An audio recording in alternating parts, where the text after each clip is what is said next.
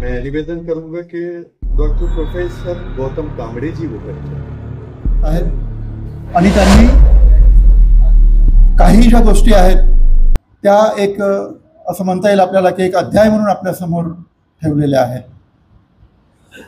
ही जी संस्था आहे ही संस्था सुरू झाल्यापासून अनेक प्रोजेक्ट या संस्थेने हाती घेतलेले आहेत, पूर्ण केलेले आहेत आणि ते प्रसारित देखील केलेले आहेत.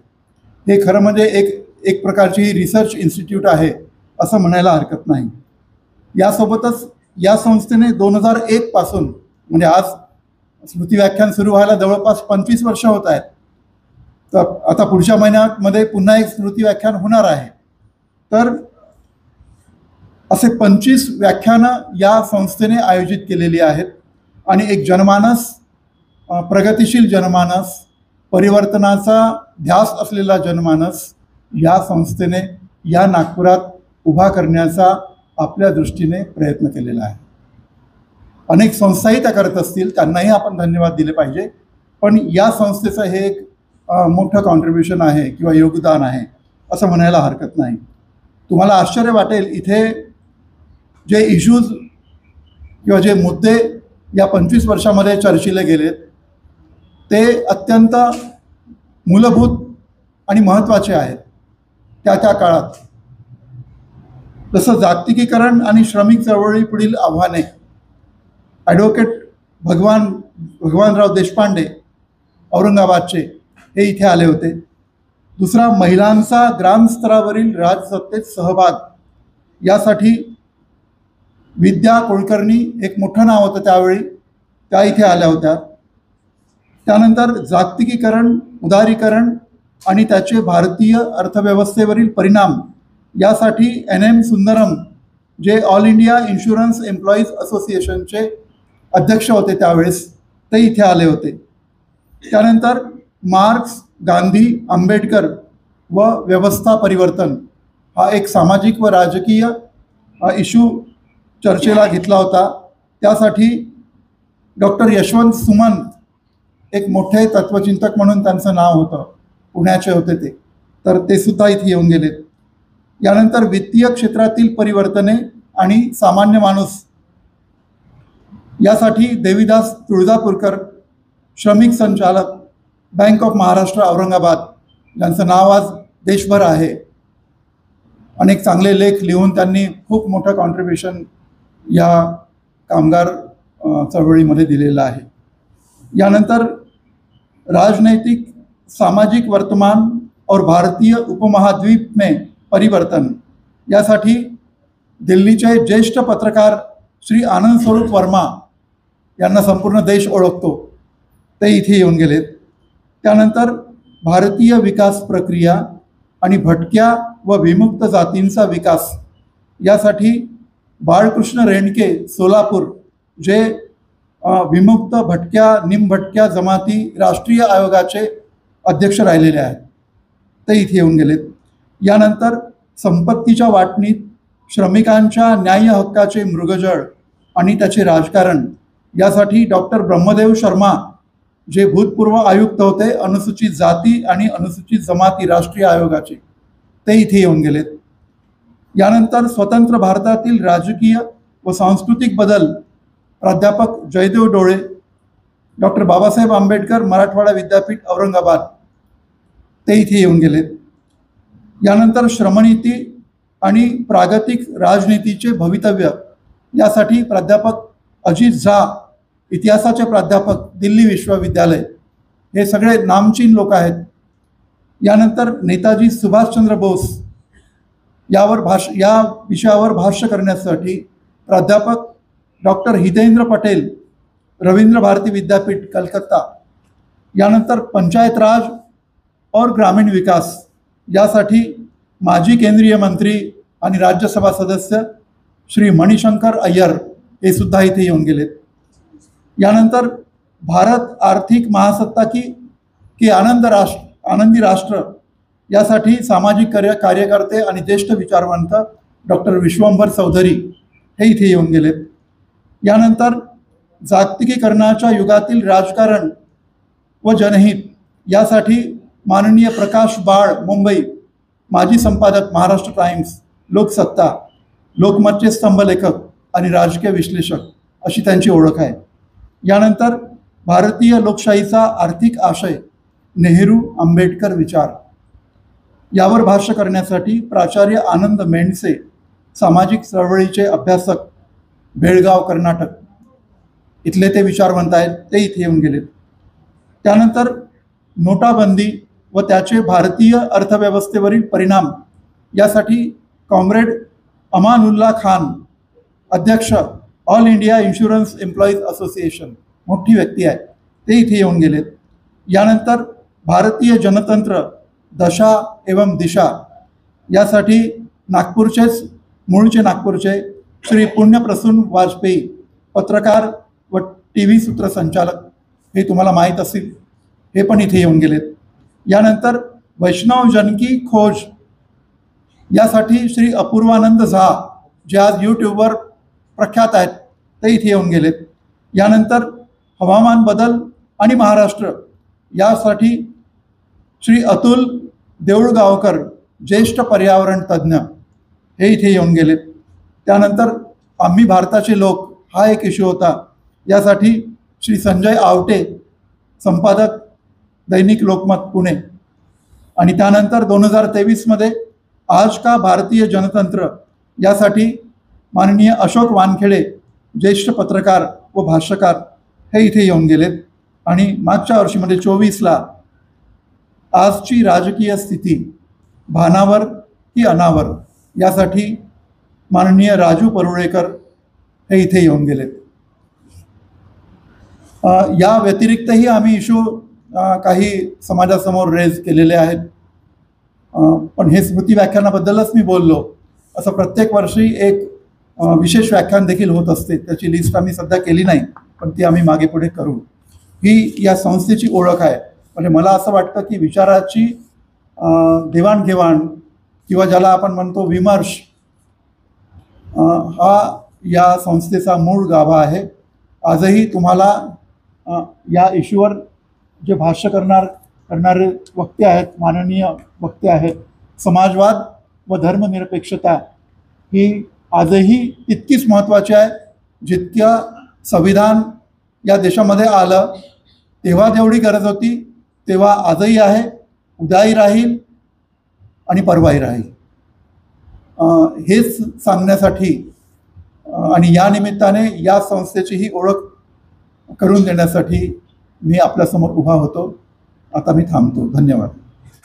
दोस्तों, ये था संस्था का परिचय. मैं देखता हूँ कि आज की सभा में कुछ नए चेहरे भी हैं, तो 1 मिनट में मैं ये बताना चलूँ कि श्री रामचंद्र सखाराम रुईकर भारतीय मजदूर आंदोलन को दिशा देने वाले महान नेता थे, जिनके नाम से ये इंस्टीट्यूट है. 8 जनवरी 1895 में जन्म लिया. फर्गुसन कॉलेज पुणे और मॉरिस कॉलेज नागपुर में उनकी शिक्षा हुई. इकोनॉमिक हिस्ट्री में MA किया. LLB इलाहाबाद यूनिवर्सिटी से किया. पहले ये कांग्रेस में थे, फिर नेताजी सुभाष चंद्र बोस के फॉरवर्ड ब्लॉक में शामिल हो गए. आज़ादी की लड़ाई लड़ने की वजह से इन्हें जेल भेजा गया. CPI एंड बैरार की विधानसभा के लिए 1945 में विधायक निर्वाचित हुए. 29 मार्च 1954 को वो इस दुनिया से रुखसत हो गए. केंद्र सरकार ने उनकी स्मृति में डाक टिकट जारी किया. उनके नाम से एक चौक और सड़क नागपुर में मौजूद है. हिंदुस्तान में ये बात कहीं नहीं हुई होगी कि मजदूरों ने अपनी तनख्वाह में से पैसे बचाकर ये स्टेचू रुईकर चौक पे बनाया. दुनिया में भी और हिंदुस्तान में भी ऐसा सरकार बनाती है स्टेचू, लेकिन ये मजदूरों ने बनाया. कितनी मोहब्बत थी उन्हें रुईकर जी से, इसका आप अंदाज़ा लगा सकते हैं. दोस्तों, अब मेरे ज़िम्मे एक चीज़ दी गई है कि मैं अतिथियों का परिचय कराऊं. ये बहुत मुश्किल काम है, और खाने वाले सर जी जब कोई काम असाइन करते हैं तो कहते हैं कि संक्षेप में. अब मैं किधर जाऊं ये मेरे लिए समस्या है, लेकिन मैं जल्दी परिचय करा देता हूं. जो शख्सियत हमारे सामने मौजूद है, इनको परिचय की ज़रूरत नहीं है, लेकिन एक रस्म है. माननीय जस्टिस विकास श्रीधर सिरपुरकर देश की आज़ादी से ठीक 1 साल पहले पैदा हुए। बम्बई हाई कोर्ट और मद्रास हाई कोर्ट के जज रहे। उत्तराखंड और कलकत्ता हाई कोर्ट के चीफ जस्टिस रहे। 2007 से 2011 तक सुप्रीम कोर्ट के जज रहे। ये नागपुर वालों के लिए बहुत खुशी की बात है। अब आप नागपुर में आकर बस गए हैं। विदर्भ की समस्याओं पर दिल की गहराई से बोलते हैं और RS रुईकर के लिए आपके दिल में सम्मान भी है। वो जब हमारी सभा में आ जाते हैं तो हम समझते हैं कि हमारी सभा में जो चीज़ें प्रस्तावित आपके सामने की जा रही हैं वो जस्टिफाइड है। हमारे दूसरे दोस्त डॉक्टर तेजेंद्र सिंह रावल, अब तेजेंद्र बोलने में ज़रा मुझे सोच के बोलना पड़ता है, हम तो वैसे तेजू बोलते हैं। मेरे बहुत अच्छे दोस्त हैं। अपनी जगह एक विचारवंत, कार्ड में ये लिखा है कि विचारवंत, अपनी जगह विचारवंत है। वो चार्टर्ड अकाउंटेंट हैं, इनकम टैक्स एडवाइज़र हैं, समाज सेवक हैं और केक पर टॉपिंग के तौर पे उर्दू भाषा के विद्वान हैं। आप उनसे पूछेंगे तो वो बताएंगे कि उनके दादा इकबाल सिंह ने उर्दू का अखबार निकाला था और इसी परंपरा को आगे ले जाते हुए वो जो उर्दू नहीं जानते उनको उर्दू की क्लास में उर्दू पढ़ाते हैं।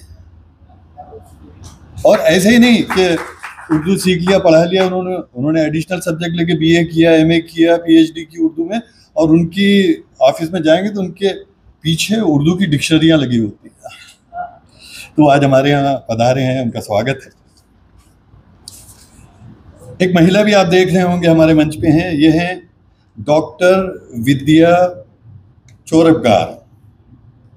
आज हमारी सभा में ये तीसरी वक्ता हैं। आप डॉक्टर अम्बेडकर कॉलेज में राज्य शास्त्र विभाग की प्रमुख भी हैं और प्राध्यापक भी हैं। आपने देखिए, अब गौर से सुनिए, लिंग भेद विषम वितरण व्यवस्था पर आपने PhD की।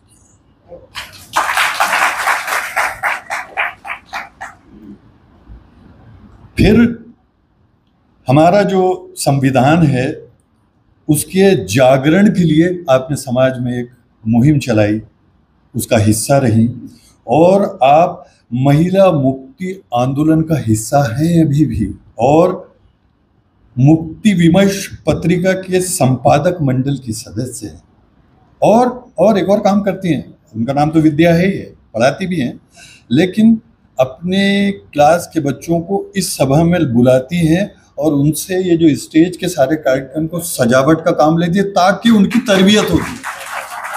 तो मैं इन तमाम का स्वागत करता हूँ। और एक मेरे अपने अध्यक्ष हैं, उनका कोई परिचय नहीं हो सकता क्योंकि उनकी निगरानी में हम तमाम लोगों की तरबियत हुई। बड़े आदमी हैं, बड़े आदमी को एक छोटा परिचय दे के मैं छोटा नहीं करना चाहता, हम उनका हमेशा से सम्मान करते हैं। उन्हीं के भरोसे पे ये इंस्टीट्यूट और बहुत सारे कार्यक्रम होते रहते हैं। वो हमारे अध्यक्ष हैं, हमारे लिए बहुत खुशी की बात है। मैं कार्यक्रम को आगे बढ़ाता हूँ। हमारे दरमियान कॉमरेड पार्टनर मौजूद हैं जो जॉइंट डायरेक्टर हैं इस इंस्टीट्यूट के। मैं उन्हें आमंत्रित करता हूँ कि विषय प्रस्ताविक आपके सामने रखें। Comrade partner.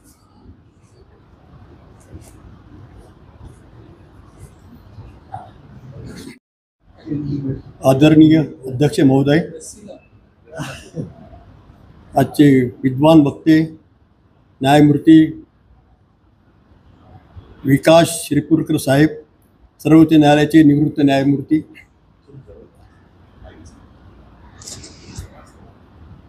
डॉक्टर तेजिंदर सिंह रावल साहेब, प्रसिद्ध विचारवंत सामाजिक कार्यकर्ते, प्राध्यापक डॉक्टर विद्याताई चौरपगार, राज्यशास्त्र विभाग प्रमुख, आंबेडकर कॉलेज, माझे मित्र ख्वाजा साहब, बंधू आणि भगिनींनो, मला विषयाचा परिचय आपल्याला करून द्यायचा आहे। विषय आपल्या समोर आहे। तुम्हाला वाटेल की हा विषय का ठेवला, तुम्हाला माहिती आहे की 25 जून 25ला इमर्जन्सीला 50 वर्ष पूर्ण झाले आणि त्यामुळे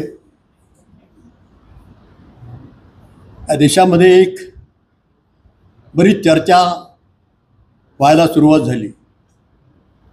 काही लोकांचं असं म्हणणं आहे इमर्जन्सी काळामध्ये ज्या गोष्टी सरकारने केल्या त्या सर्व गोष्टी सरकारने वापस घ्यायला पाहिजे आणि म्हणून मित्रहो की इमर्जन्सी काळामध्ये आपल्या प्रिॲम्बलमध्ये समाजवाद आणि धर्मनिरपेक्षता हे जे इन्सर्ट करण्यात आले याबाबत थोडी माहिती आपल्याला मिळणं अत्यंत आवश्यक आहे. काही लोकांचं हे म्हणणं आहे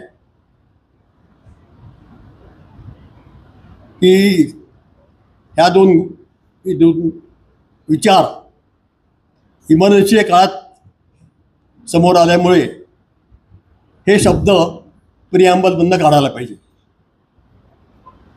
मला नम्रपणे आपल्याला सांगायचं आहे की हे दोन शब्द नवीन नाही आहे. इमर्जन्सी काळामध्ये जरी पार्लमेंटनी हे दोन शब्द प्रिॲम्बलमध्ये घातले असले तरीही आपल्या कॉन्स्टिट्यूशनमध्ये हे दोन शब्द होतेच. हे समजणं अत्यंत आवश्यक आहे. आता इमर्जन्सी संपली, नवीन सरकार सत्तेवरती आलं. त्या सरकारने आश्वासन दिलं होतं का जे एक्सेस झालेल्या इमर्जन्सीमध्ये जे बेकायदेशीर काही कायदे झालेले आहे ते आम्ही विड्रॉ करू. त्यांनी काही कायदे विड्रॉ केले पण सोशलिस्ट आणि सेक्युलरिझम हे त्यांनी काढले नाही. हे समजणं अत्यंत आवश्यक आहे. त्यांना देखील हे मान्य होतं की घटनेमध्ये हे दोन गोष्टी आहेत आणि म्हणून हे काढणं बरोबर नाही आहे.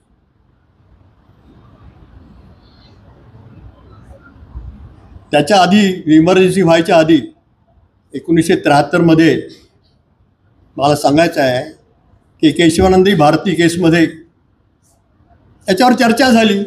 13 जजेसचं बेंच होतं ते आणि त्यांनी सांगितलं की एक नवीन डॉक्ट्रिन आपल्या देशासमोर ठेवलं की जे प्रिॲम्बल आहे प्रिॲम्बलमध्ये हे जे दोन शब्द आहे हे अत्यंत मूलभूत आहे. Basic structure of the constitution त्याच्यामध्ये बदल करायचा कुणाला अधिकार नाही आहे. आणि त्यांनी साफ सांगितलं की certain fundamental features of the constitution such as democracy, secularism, federalism and the rule of law cannot be amended bye parliament. म्हणजे पार्लमेंटला हे ह्या गोष्टी अमेंड करायचा अधिकार नाही आहे अशा तऱ्हेचं जजमेंट 24 एप्रिल 1973 केशवानंद भारती केसमध्ये दिलं. म्हणजे हे पहिले होतं. काही लोकांचा जे प्रचार होता की इमर्जन्सीच्या काळामध्ये हे आलं त्याच्यामुळे हे काढण्यात यावं तर हे खोटं होतं. हे मला तुम्हाला नम्रपणे सांगायचं. बरेच नंतर जजमेंट्स आले, सुप्रीम कोर्टात जजमेंट्स आले.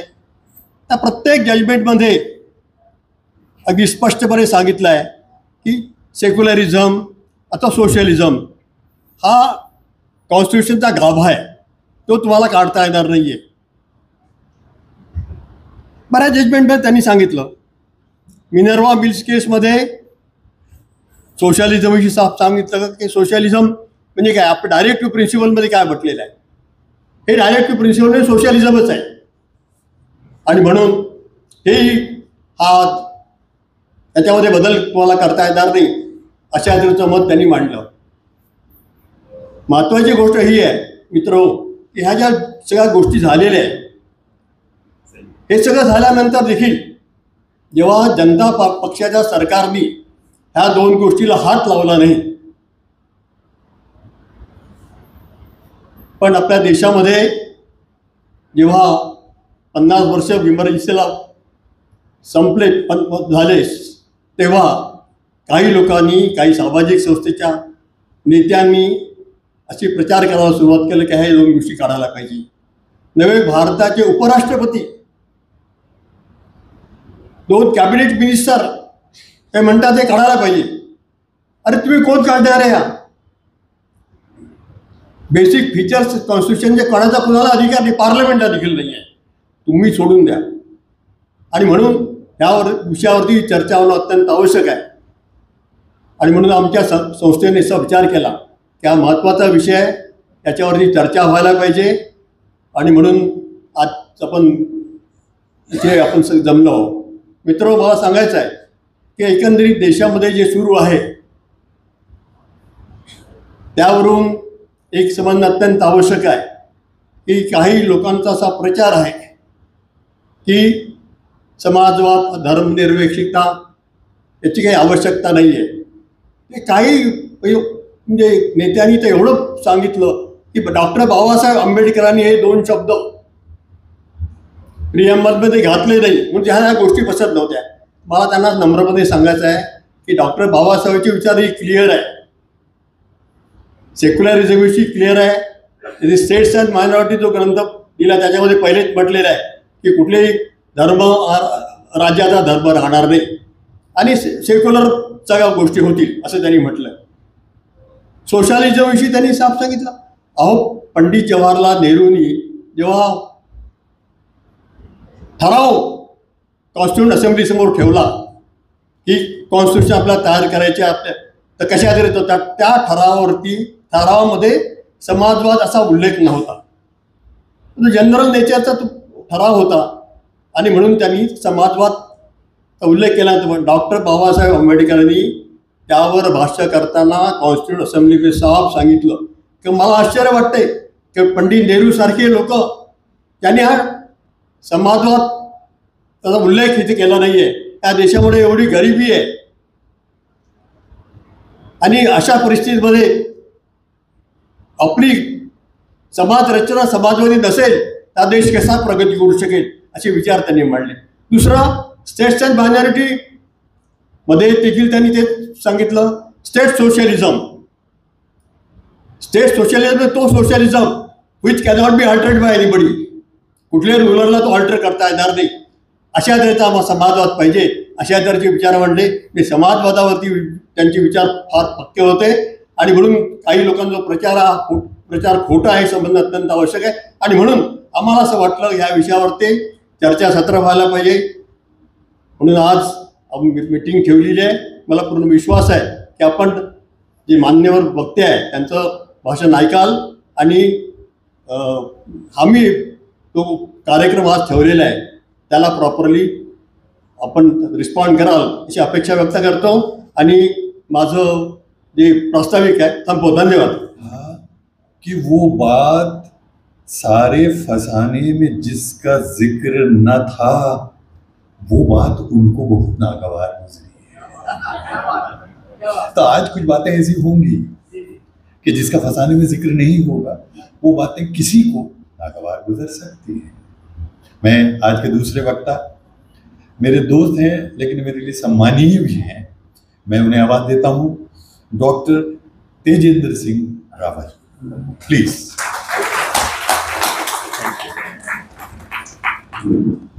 बहुत बहुत शुक्रिया मेरे बड़े भाई, मेरे परम मित्र ख्वाजा रब्बानी जी. मंच पर आसीन आदरणीय न्यायमूर्ति श्री विकास शिरपुरकर साहब, जिनके साथ मेरी बहुत सारी यादें जुड़ी है, जिनके साथ में मैंने कुछ मुझे सौभाग्य प्राप्त हुआ कि कुछ मंच पर उनके साथ साझा करूं मंच, तो बहुत सारी यादें जुड़ी हैं.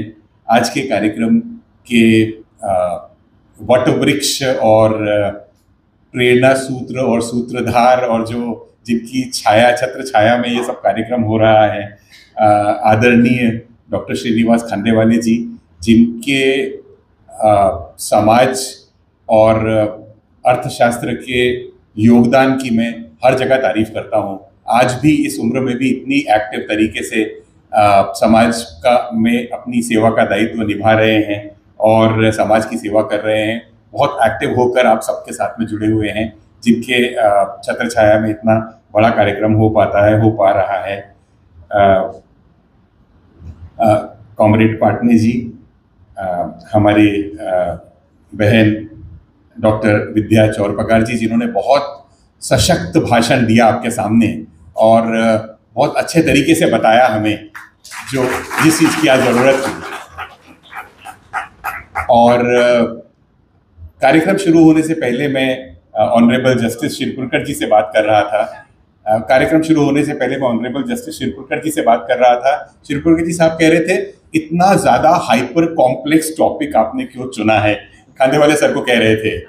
तो शायद मैं भी थोड़ा सा सहमत था उस वक्त उनसे, लेकिन जब मैं यहाँ पर आकर यहाँ के ऑडियंस को देख रहा हूँ, ऑडियंस के इंटेलेक्चुअल लेवल को देख रहा हूँ और इतना गहराई से सुनने वाले श्रोताओं को देख रहा हूँ, तो मुझे लगता है कि बिल्कुल भी हाइपर कॉम्प्लेक्स टॉपिक नहीं है, सही जगह जा रहा है। इंटेलेक्चुअल ऑडियंस के साथ में बात करने का टॉपिक है।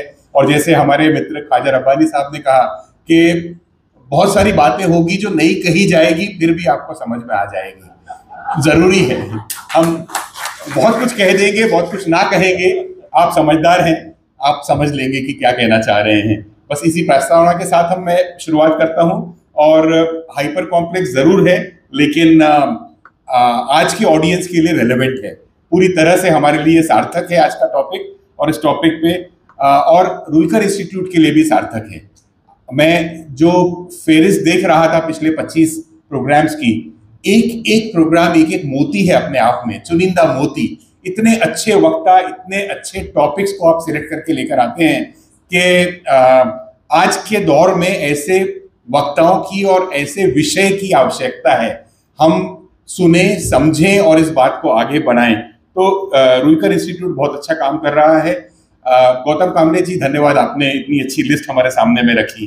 तो आज के विषय पर मैं आ जाता हूं कि आज का विषय है समाजवाद व धर्मनिरपेक्षता, भारतीय जनता की आकांक्षाओं का मूल।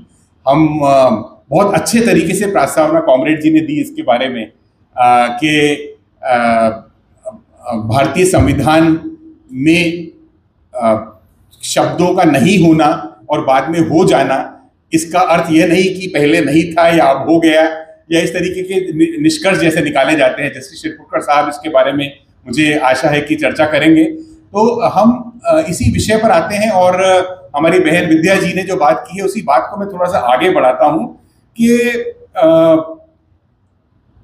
समाजवाद के प्रति हमारी आकांक्षा पूर्ति किस तरीके से होगी। एक आम भारतीय की नजर से मैं सोचता हूं, एक बुद्धिजीवी की नजर से नहीं सोच रहा हूं इस वक्त में, मैं एक आम भारतीय की नजर से सोच रहा हूं।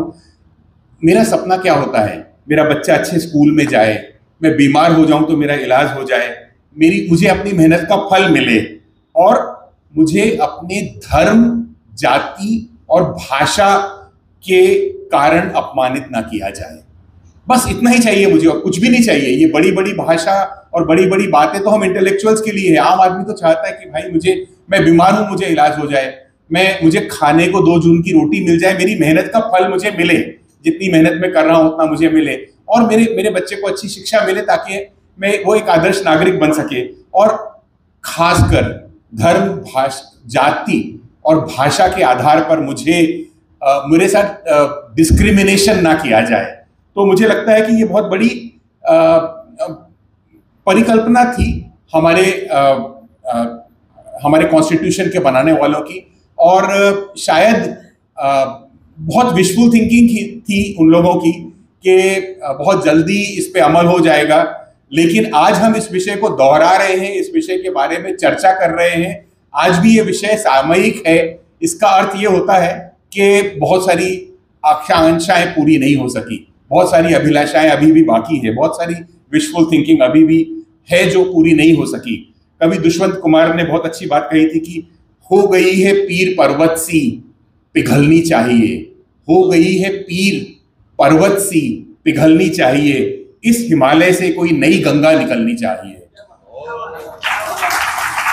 इस नई गंगा की जरूरत है। ये गंगा केवल भौतिक विकास की गंगा नहीं है जो हम कंक्रीट जंगल अपने आसपास देख रहे हैं, और जिस तरीके से GDP growing at this particular rate, और जिस तरीके से हम इकोनॉमी की ग्रोथ की बात कर रहे हैं।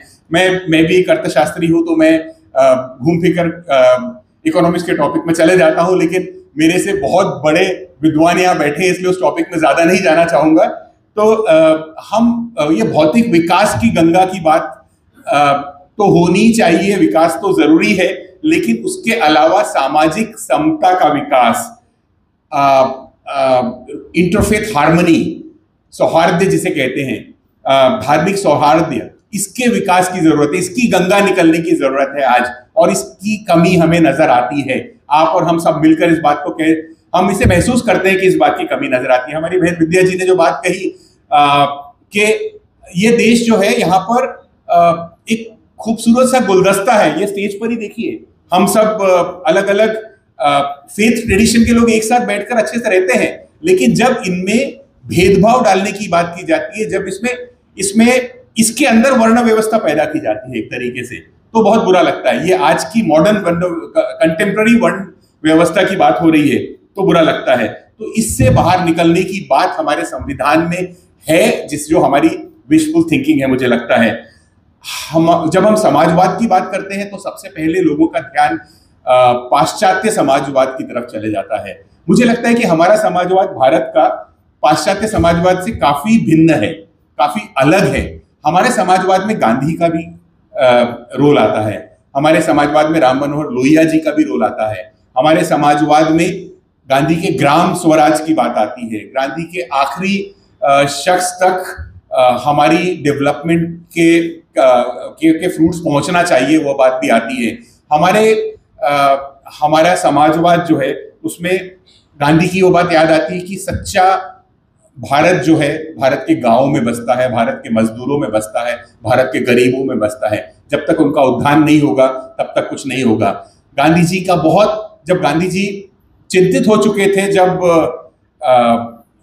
पूंजीवाद बहुत तरीके से बढ़ता दिखाई दे रहा था उन्हें, और उन्हें लग रहा था कि कुछ व्यापारी, चंद व्यापारी शायद देश की बहुत बड़ी आर्थिक संपत्ति अपने हिस्से में कर लेंगे, तो गांधी जी ने एक यूटोपियन प्लान बनाया। उन्होंने कहा कि जो व्यापारी वर्ग है, जो इंडस्ट्रियलिस्ट हैं और जो कॉरपोरेट्स हैं, जो बिजनेसेस हैं, वो ट्रस्टीज होना चाहिए समाज। तो गांधी वाज टॉकिंग अबाउट कि आप पैसा कमा रहे हैं तो कमाइए, लेकिन उसका रीडिस्ट्रीब्यूशन किस तरीके से होगा उसकी बात सोचना होगा। क्योंकि यदि विकास का फल गरीब आदमी तक नहीं पहुंचा तो वो विकास बेकार है। अमीर और अमीर होते चले जाएगा, गरीब और गरीब होते चले जाएगा। तो हम उस विकास की, हम उस किस्म के समाजवाद की बात करते हैं।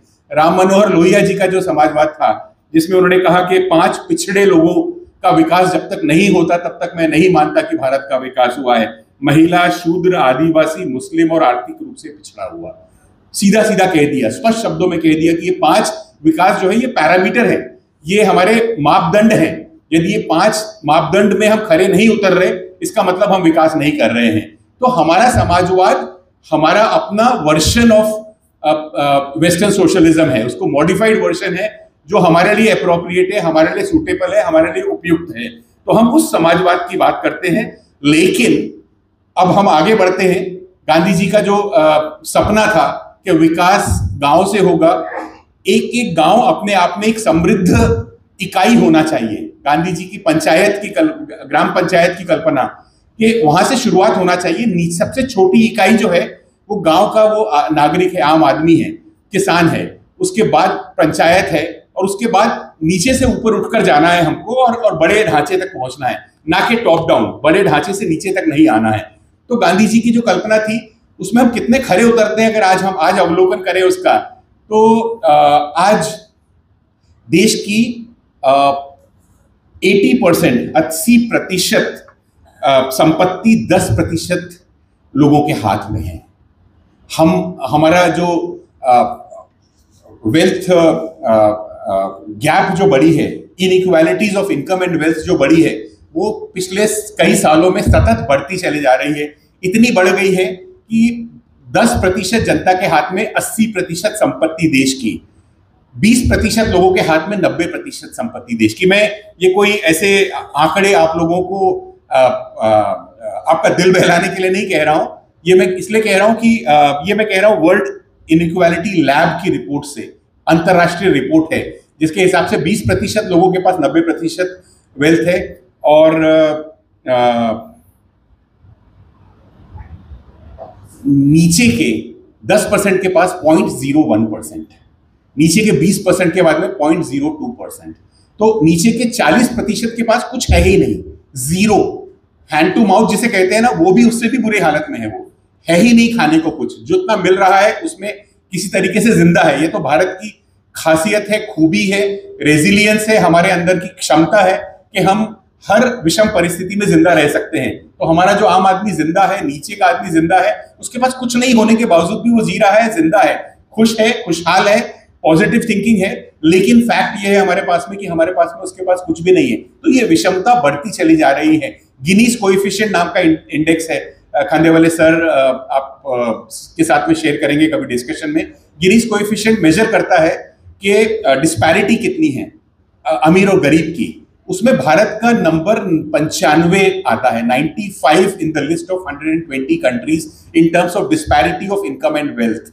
हम इतना नीचे हैं। इसका अर्थ ये हुआ कि हमारी जो इनकम और वेल्थ का मेजर पोर्शन कुछ लोगों के हाथ में ही है। और रेट ऑफ ग्रोथ जिसे ROI कहते हैं, मैं चार्टर्ड अकाउंटेंट की भाषा में रिटर्न ऑफ इन्वेस्टमेंट कहा जाता है। Return of investment on the money that is held by these 10 to 20% people is much higher than the return of investment on other people. तो ये बढ़ रहा है, गैप कम नहीं हो रही, कभी भी ये गैप बढ़ती चले जाएगी। और ये गैप बहुत देशों में रही है, लेकिन जिन देशों में भी ये गैप रही है वहां पर खुशहाली नहीं हो पाई है। मैं आपको कुछ उदाहरण देता हूं। फिनलैंड, नॉर्वे, स्वीडन, ये देश ऐसे हैं जो हैप्पीनेस इंडेक्स में काफी ऊपर हैं, क्योंकि वहां पर अमीर और गरीब के बीच का बीच की जो गैप खाई है वो ज्यादा बड़ी नहीं है। सभी समृद्ध हैं, सभी एक लेवल के हैं। एक और एग्जांपल लेता हूं आपके सामने, भूटान, जिसके बारे में हम अक्सर बात कर लेते हैं। हमारा पड़ोसी देश है भूटान। भूटान में बहुत पैसे वाले लोग आपको नहीं मिलेंगे। भूटान की एवरेज जो आप लिविंग स्टैंडर्ड देखेंगे तो भारत के नागपुर के जो अर्बन लिविंग स्टैंडर्ड है उससे नीचे है, काफी नीचे है, लेकिन खुशहाली के इंडेक्स में बहुत ऊपर है, दुनिया के 1, 2, 3 नंबर स्थान पर आता है। उसका कारण ये है कि अमीर और गरीब के बीच की खाई नहीं है, अमीर और गरीब के बीच की गैप नहीं है, एक ही बैंड में है। जब सब आपका पड़ोसी भी उतना ही खुशहाल है जितने आप, उसके पास भी उतना ही जरिया है, उतनी ही अर्थव्यवस्था है, उतना ही साधन है जितने आपके पास में है, तो आप सब एक लेवल पे हैं। तो ये जब गैप बढ़ती है, अमेरिका खुश नहीं होता कभी, क्योंकि अमेरिका में गरीब और अमीर की गैप बहुत ज्यादा बढ़ जाती है। तो जब ये गैप बढ़ेगी बहुत ज्यादा तो उसमें डिससैटिस्फैक्शन होगा, उसमें हैप्पीनेस इंडेक्स डाउन होगा। हैप्पीनेस इंडेक्स हमारे देश का बहुत नीचे है। फिर भी मैंने कहा कि हमारे देश की, हमारी संस्कृति, हमारी सभ्यता, हमारे जीने का तरीका, जीने की कला हम लोगों ने सीख ली है किसी भी वातावरण में जीने की। उसकी वजह से हमारा देशवासी जिंदा है, खुश है। लेकिन सच्चाई यह है कि उसके पास में कुछ भी नहीं है। तो हमें इसके बारे में सोचना होगा। जब हम आज के समाजवाद से आकांक्षा पूर्ति की बात करते हैं, भारतीय नागरिकों की, आम आदमी की, तो इस बारे में सोचना होगा कि किस तरीके से हम विकास की ओर जा सकते हैं। ये कैसा विकास है जहां पर कुछ लोग अमीर बन रहे हैं और बाकी लोगों को कुछ भी नहीं मिल रहा, बाकी के पास में। और ये सिर्फ नीतियों की बात नहीं है, ये नैतिकता की बात है। जरूरी है, सोचना है हमें कि अगर देश के आधी जनता के पास खाने के 2 निवाले नहीं मिल रहे हैं सही तरीके से, तो फिर हम कहाँ जा रहे हैं। मुझे लगता है इसके बारे में काफी गहराई से सोचना होगा हमें। अमीरों के लिए बैंकों के दरवाजे हमेशा खुले हैं। जिस तरीके की बैंकिंग स्कैम्स हुए हैं हमारे देश में, वो मोटे मोटे उदाहरण सामने हमारे नजर आते हैं। वो तो बहुत बड़े बड़े लोगों के नाम हैं जो कि विदेश में जाके बस गए, लेकिन ऐसे बहुत और भी स्कैम्स हुए हैं जहाँ पे बैंकों का पैसा ले लिया गया। बहुत सारे लोग बैंकिंग सेक्टर को बिलोंग करते हैं। आप लोगों को मालूम है कि क्या हुआ, लेकिन गरीब के पास में जाने के लिए, इलाज के लिए दरवाजा खटखटाते रह जाता है, उसके लिए भी उसे कुछ नहीं होता। गाँव में अगर किसी जो दो चीजों से गांव वंचित है, जो सबसे ज्यादा जरूरी है, मुझे लगता है एक शिक्षा और एक है मेडिकल केयर, है ही नहीं। हमने कोविड के दौरान देख लिया कि गांव की क्या हालत हुई थी। मेडिकल केयर जीरो है। मुझे लगा कि कोविड के बाद शायद सरकार की आंख खुलेगी कि अब हमें गांव तक मेडिकल व्यवस्था को पहुंचाना जरूरी है। चरमरा गई है शिक्षा व्यवस्था, चरमरा गई है। शहर में रह के हमें आभास भी नहीं होता कि गांव का व्यक्ति पढ़ कैसे रहा है। गांव से कोई पढ़कर अफसर बन जाता है या पढ़ लिख जाता है या डॉक्टर बन जाता है या इंजीनियर बन जाता है, तो मुझे हैरानी होती है कैसे बन गया, क्योंकि उसके पास तो शिक्षा का अभाव था। उसके बावजूद भी उसने इतनी बड़ी बात कर ली। तो ये दोनों चीजों में मुझे लगता है भारत का उद्धार तभी होगा जब शिक्षा और मेडिकल फैसिलिटीज ये गांव तक पहुंचेगी। तो ये मुझे लगता है कि आज के वक्त के की हमारी जनता की सबसे बड़ी आकांक्षा है। दूसरी बात आती है धर्मनिरपेक्षता की, जिसके बारे में जिक्र हम लोग करते चले जा रहे हैं। भारत का हर व्यक्ति धार्मिक प्रवृत्ति वाला व्यक्ति है। हर व्यक्ति धर्म में आस्था रखता है। हमारे यहाँ का नास्तिक भी किसी न किसी तरीके से धर्म में आस्था जरूर रखता है, मैं कह सकता हूं। सो हम we are basically religious oriented people, लेकिन हम धार्मिक राष्ट्र नहीं हैं। हमें समझ लेना चाहिए कि we are not a religious state, जो कि गलत फहमी हम में से कुछ लोग लेकर चल रहे हैं कि हम धार्मिक राष्ट्र, या तो उसे बनाया जा रहा है या हम बन चुके हैं या हम उसका सपना देख रहे हैं। नहीं है, हम धर्मनिरपेक्ष राष्ट्र हैं जहां पर सभी धर्म को एक समान आदर और सम्मान मिलता है और मिलना चाहिए। नहीं मिलता है तो मिलना चाहिए, बहुत ज्यादा जरूरी है।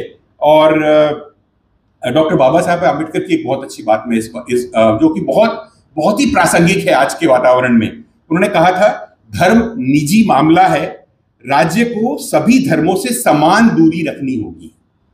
राज्य को सभी धर्मों से समान दूरी रखनी है। आपको भेदभाव नहीं करना है कि ये धर्म राज्य के करीब है, रूलिंग पार्टी के करीब हो सकता है, लेकिन स्टेट के करीब नहीं हो सकता, बिल्कुल नहीं हो सकता। अगर है तो हम संविधान का अपमान कर रहे हैं। सभी धर्म का पालन और सभी धर्म का एक समान आदर करना और एक समान दूरी रखना, राज्य को दूरी रखना भी जरूरी है। राज्य अगर धर्म में लिप्त हो जाएगा तो वो एक धर्म का हो जाएगा, नहीं चाहिए।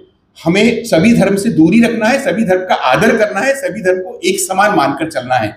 जब तक ये नहीं होगा तब तक हमारे कॉन्स्टिट्यूशन में जो लिखा गया है वो चीज अचीव नहीं होगी। तो मुझे लगता है ये बहुत बड़ी बात है, बहुत इंपॉर्टेंट बात है, और इसके लिए नैतिक साहस चाहिए। सिर्फ कानून से नहीं होगा, सिर्फ कॉन्स्टिट्यूशन से नहीं होगा। नैतिक साहस चाहिए कि हम सभी धर्म को उतना ही रिस्पेक्ट दे सकें जितना वो डिजर्व करते हैं, जो कि इक्वल होना चाहिए हर किसी के लिए।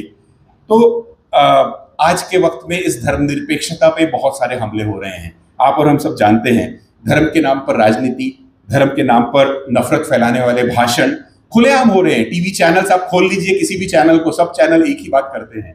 और मुझे तो कई बार हैरानी होती है कि एक ही स्क्रिप्ट सब में कैसे चल जाती है एक ही साथ। आप किसी में भी पढ़ते दीजिए, आप फर्क नहीं पड़ता कौन सा चैनल देख रहे हैं, स्क्रिप्ट एक ही है, एक साथ चल रही है। एक मौके पर ऐसा लगता है कि सब एक साथ बैठ के स्क्रिप्ट लिखते हैं, स्क्रिप्ट राइटर एक ही है, ऐसा लगता है मुझे। बिल्कुल है, ऐसा ही हो रहा है। तो एक स्क्रिप्ट राइटर स्क्रिप्ट लिख देता है जिसको सबको बांट दी जाती है और सब एक ही बात बोल रहे हैं, तोते के समान बोलने जा रहे हैं।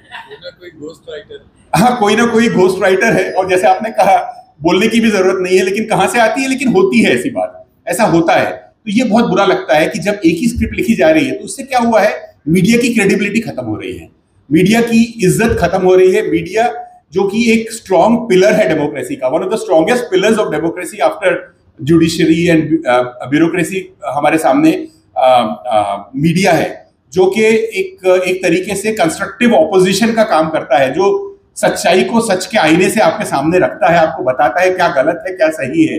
पार्टीजन पॉलिटिक्स में वो इन्वॉल्व नहीं होता, लेकिन ऐसा नहीं हो रहा है। तो हम जब एक ही स्क्रिप्ट सब जगह चल पड़ती है और जब सभी चैनल एक ही बात कर रहे हैं तो आपको भी लगने लगता है कि शायद वो सही होगा। जब 1000 बार एक ही बात बोली जाती है तो आप मानने लगते हैं कि सच है। आप नहीं मानेंगे, लेकिन 1000 लोग मानेंगे, बहुत लोग मानेंगे, जो आज की नई जनरेशन के लोग मानेंगे, बच्चे लोग मानेंगे, जो पहली बार सुन रहे हैं वो मानेंगे। लिखा हुआ, पेपर पे लिखा हुआ और मीडिया में बोला गया, काफी हद तक सच माना जाता है। तो इसलिए मीडिया को भी अपनी रिस्पॉन्सिबिलिटी समझनी होगी धर्मनिरपेक्षता की के तरफ, और ये बहुत ज्यादा जरूरी होता है। ये बहुत बड़ी चुनौती हमारे सामने है। और किसी बच्चे का नाम यदि किसी विशेष धर्म का हो और उसे पीट दिया जाए, इससे बुरी जाहिलता, इससे बुरी हालत नहीं हो सकती हमारे देश की, और ऐसा होता है, होते आ रहा है। हम टीवी चैनल पे भी दिखा देते हैं इस बात को कि ऐसा हुआ है, बहुत बुरा लगता है। मैं कुछ दिन पहले एक नागपुर के एलीट स्कूल के डायरेक्टर से बात कर रहा था, और उन्होंने मुझसे जो शेयर किया तो मेरे रोंगटे खड़े हो गए। बहुत एलीट स्कूल है, छोटा सा स्कूल है, लेकिन एकदम टॉप एंड स्कूल है नागपुर का, सोफिस्टिकेटेड एकदम बिल्कुल। वो मुझे कह रहे थे हमारे स्कूल में ये नौबत आ गई है कि एक समुदाय के लोग अलग बैठते हैं, दूसरे समुदाय के लोग अलग बैठते हैं, बच्चे आपस में बातें नहीं करते, कहते हैं कि वो उनकी पार्टी है, ये हमारी पार्टी है। स्कूल के बच्चे, हमने जहर बो दिया है छोटे छोटे बच्चों के दिमाग में, क्योंकि हम घर में वही बात कर रहे हैं, हम डाइनिंग टेबल पर वही बात कर रहे हैं, हम खाते खाते वही बात कर रहे हैं, हमारे टीवी चैनल वही बात कर रहे हैं, हर शख्स हमारी फैमिली में बात कर रहा है और हम उसे सच मान रहे हैं, हमारा सोशल मीडिया वही कह रहा है। तो इसकी वजह से बच्चों के दिमाग में भी जहर आपने बो दिया है, जिसे बहुत आसानी से निकल नहीं पाएगा, बहुत मेहनत लगेगी, बहुत दिन लगेगी। ये बहुत जरूरी है। तो जब उन्होंने कहा कि ये, मैंने कहा नहीं ऐसा नहीं होगा, कहने लगे नहीं, बिल्कुल क्लियर टीम्स बन गई हैं, मतलब अलग अलग ग्रुप बन चुके हैं स्कूल के अंदर, अलग अलग बैठ के बातें करते हैं वो लोग इस तरीके से। तो ये कितनी घातक परिस्थिति हो सकती है, आप इसका अंदाजा नहीं लगा सकते। और इसमें सोशल मीडिया का भी बहुत बड़ा हाथ है। हम सोशल मीडिया में आप जो देख रहे हैं आपको वही दिखाता है। बहुत स्मार्ट है उनका गेम, बहुत आसान है, क्योंकि उनको कमर्शियल, उनको तो आईबॉल्स चाहिए, उनको तो आपके हिट्स चाहिए, उनको तो आपकी आप जितना ज्यादा एंगेज रहेंगे उतना ज्यादा उनको कमाई होने वाली है। तो सोशल मीडिया आपसे पैसा नहीं कमा रहा है, आपके माध्यम से आपको एडवर्टीजमेंट्स देकर और आपको पेड कंटेंट्स देकर आपसे पैसे कमा रहा है। इसलिए आप जितना एंगेज रहेंगे उतना अच्छा होगा। और आप एंगेज कब रहेंगे? जब वो आपकी प्रोफाइलिंग कर लेगा, जब वो जान लेगा कि आप किस कैटेगरी को बिलोंग करते हैं, आप कौन से रंग के झंडे को बिलोंग करते हैं, आप किस किस्म के विचार रखते हैं। आपकी विचारधारा की प्रोफाइलिंग आपसे ज्यादा अच्छी सोशल मीडिया कर रहा है आपके लिए। गूगल आपके बारे में आपसे ज्यादा जानता है, क्योंकि आपने किस किस को लाइक किया, किस किस को सर्च किया, ये सब जानते हैं। तो सोशल मीडिया को मालूम है कि आप क्या कर रहे हैं, और सोशल मीडिया को मालूम है तो सोशल मीडिया आपको वही परोस रहा है जो आप खाना चाहते हैं। तो आपको आपकी प्लेट में वही आ रहा है। मेरे पड़ोसी की प्लेट में क्या आ रहा है? जो उनको अच्छा लगता है। मेरी प्लेट में वो आ रहा है जो मुझे अच्छा लगता है। उन्हें नहीं पता कि मेरी प्लेट में क्या है, मेरे पास छुपा हुआ है। मेरी प्लेट में क्या है मुझे पता है। और इस तरीके से बिलीफ जो है वो रेनफोर्स होते चले जा रही है, स्ट्रांग होते चले जा रही है और सुदृढ़ होते चले जा रही है। इसकी वजह से मेरी और आपसे बैठे बैठे दुश्मनी हो रही है। कुछ नहीं किया मैंने, आपने भी कुछ नहीं किया, लेकिन मैं अपने कंटेंट पढ़ रहा हूं, आपके खिलाफ सोच रहा हूं, आप पढ़ रहे हैं मेरे खिलाफ। वही सोशल मीडिया आपको कुछ और दे रहा है, मुझे कुछ और दे रहा है, और इस तरीके से बात बिगड़ रही है, बात बदल रही है। तो हमें इसके लिए भी हमें सोचना होगा कि इस समाजवाद की जो हम की आकांक्षा पूर्ति की बात करते हैं, इस हालात में हमें अपने विवेक का कितना इस्तेमाल हम करें ताकि हम इस चीज से बाहर निकल सकें। सोशल मीडिया तो ड्रग्स हैं, आपको अपने ओर खींचते रहेगा, प्रभावित करते रहेगा। हम सच या झूठ की पहचान या उसका आईना अपने दिमाग में किस तरीके से लेकर आते हैं, मुझे लगता है ये बहुत बड़ी सोच की बात हमारे लिए होगी। नवयुवकों से भी मैं बात करना चाहूंगा। विद्या जी के स्टूडेंट्स भी यहाँ पर हैं और आपके स्टूडेंट्स को आपने यहाँ पर लाया। मैं चाहता हूँ कि नवयुवकों की आवश्यकता है आज के इस किस्म के बुद्धिजीवी सम्मेलनों में शामिल होने की, समझने की, बात को समझने की। वो अपने सोशल मीडिया में बिजी हैं। आज की जनरेशन के बारे में हम कहते हैं कि वो अपने सोशल मीडिया में बहुत बिजी है। मुझे दो चीजें नजर आती हैं। पहली बात तो ऐसे आयोजन में उनका आना, उनको समझना। मैडम आपको थैंक्स करूंगा कि आपने बच्चों को कहा कि आप यहाँ पर आएं, बहुत जरूरी है, नंबर 1। दूसरा, हमको उनके प्लेटफॉर्म के माध्यम से उन तक पहुंचना होगा, जिस प्लेटफॉर्म के वो आदी हो चुके हैं। इंस्टाग्राम के आदी है तो इंस्टाग्राम, सोशल मीडिया गलत नहीं है, वो तो प्लेटफॉर्म है। अच्छी चीजें बुरी चीजें देने वाले पर निर्भर करता है। हमें अच्छी बातें उस प्लेटफॉर्म के माध्यम से उन तक पहुंचाना होगा, तभी जाके उन तक बात पहुंचेगी। जिस प्लेटफॉर्म के आदी है, यदि किताब नहीं पढ़ता कोई, आजकल डॉक्टर खंडेवाले सर से मैं बात कर रहा था कि आजकल तो बच्चे पढ़ते ही नहीं पढ़ता, तो अब उसको अब जबरदस्ती पढ़ा नहीं सकते, लेकिन वो जिस चीज को आदी है उस मीडियम का इस्तेमाल करते हुए हम तो उस तक पहुंच सकते हैं। तो मुझे लगता है कि हमें अच्छे विचार लेकर, धर्म निरपेक्षता के विचार, इंटरफेथ हार्मनी के विचार, इस तरीके के विचार लेकर हमको उस तक पहुंचना होगा, उसके माध्यम से, उसके प्लेटफॉर्म से, उसके जरिए से, तभी बात बनेगी। और मैं आज के युवाओं से कहूंगा कि चुप मत रहिए, चुप मत रहिए, आवाज बनिए। अपनी आवाज को, आप लोगों में तो बहुत अच्छी आवाज है, आप बोल सकते हो, आप बोलिए, be assertive. There is nothing wrong in opposing the government also, there is nothing wrong in, अगर आपको कोई चीज गलत लगती है तो आप बोलिए गलत लगती है, कोई उसमें छुपाने की जरूरत नहीं है, अपने दिल में बैठा के रखना, ताकि जब आप बोलेंगे तो आपको मालूम पड़ेगा कि ऐसे बहुत सारे लोग हैं जो बोलना चाहते हैं लेकिन बोल नहीं पा रहे। तो आवाज दीजिए, बोलिए, अपनी बात को व्यक्त करिए, कोई गलत नहीं है, अपनी आवाज उठाना कोई गलत बात नहीं होती। आप संविधान की परिधि के अंदर में रहते हुए आपको बोलना है, लेकिन बात करनी है, चुप नहीं रहना है। शहीद भगत सिंह ने कहा था कि देश का भविष्य उसकी युवा पीढ़ी तय करती है। आपको तय करना है, युवा पीढ़ी को तय करना है कि हमारे देश का भविष्य क्या होगा। तो मित्रों, मैं आखिरी पड़ाव पर आता हूं। भारत एक ज्योग्राफी या भूगोल नहीं है, भारत एक बहुत बड़ी विचारधारा है, और इस विचारधारा का बुनियाद है समाजवाद और धर्मनिरपेक्षता। हमें इसकी रक्षा के लिए सतत प्रयास करते रहना है। संविधान में जो ये शब्द जिनके बारे में जिक्र किया जा रहा है बार बार, ये शब्द सजावट के लिए नहीं डाले गए हैं, ये शब्द, इनके बहुत सारे मायने हैं। ये हर नागरिक का संघर्ष है, हर नागरिक का सपना है, और हमारे संघर्ष का यह प्रतिबिंब है। हमें इनकी रक्षा करना है, हमको गरीब की गरिमा के लिए खड़े रहना है, हमको मजहब की दीवारों को तोड़ने की ताकत रखना है। जब तक हम दीवारें नहीं तोड़ेंगे, हम अपने पड़ोसी के साथ में दीवार जितनी बड़ी करेंगे उतना पड़ोसी का प्रेम हमारे से कम होते चले जाएगा। दीवारों को तोड़ दीजिए, छोटी कर दीजिए, पड़ोसी से बात करिए, आइए बाहर निकलिए, लोगों को जानिए, अपने परिधि और अपने खेमे से बाहर निकल जाइए, और बाहर निकल के लोगों से मिलकर बात करें। जब हम इस तरीके से आएंगे तो बात बदलेगी, और जब हम बदलेंगे तो फिर सब कुछ बदलेगा। तो बस इतना ही कहूँगा, और आखिर में दिल से मैं धन्यवाद देना चाहूँगा डॉक्टर खांडेवाले जी का और रुईकर इंस्टीट्यूट की पूरी टीम का, मुझे यह सम्मान देने के लिए कि मैं आप लोगों के बीच रहकर कुछ चंद शब्द कह सकूं, और इतने अच्छे आयोजन जिसमें आप जैसे बुद्धिजीवी बैठे हैं, और यहाँ पर बहुत ही इंटेलेक्चुअल मंच बैठा है। ऐसे मौके हमारे शहर में आजकल कम देखने को मिलते हैं। बहुत बहुत धन्यवाद।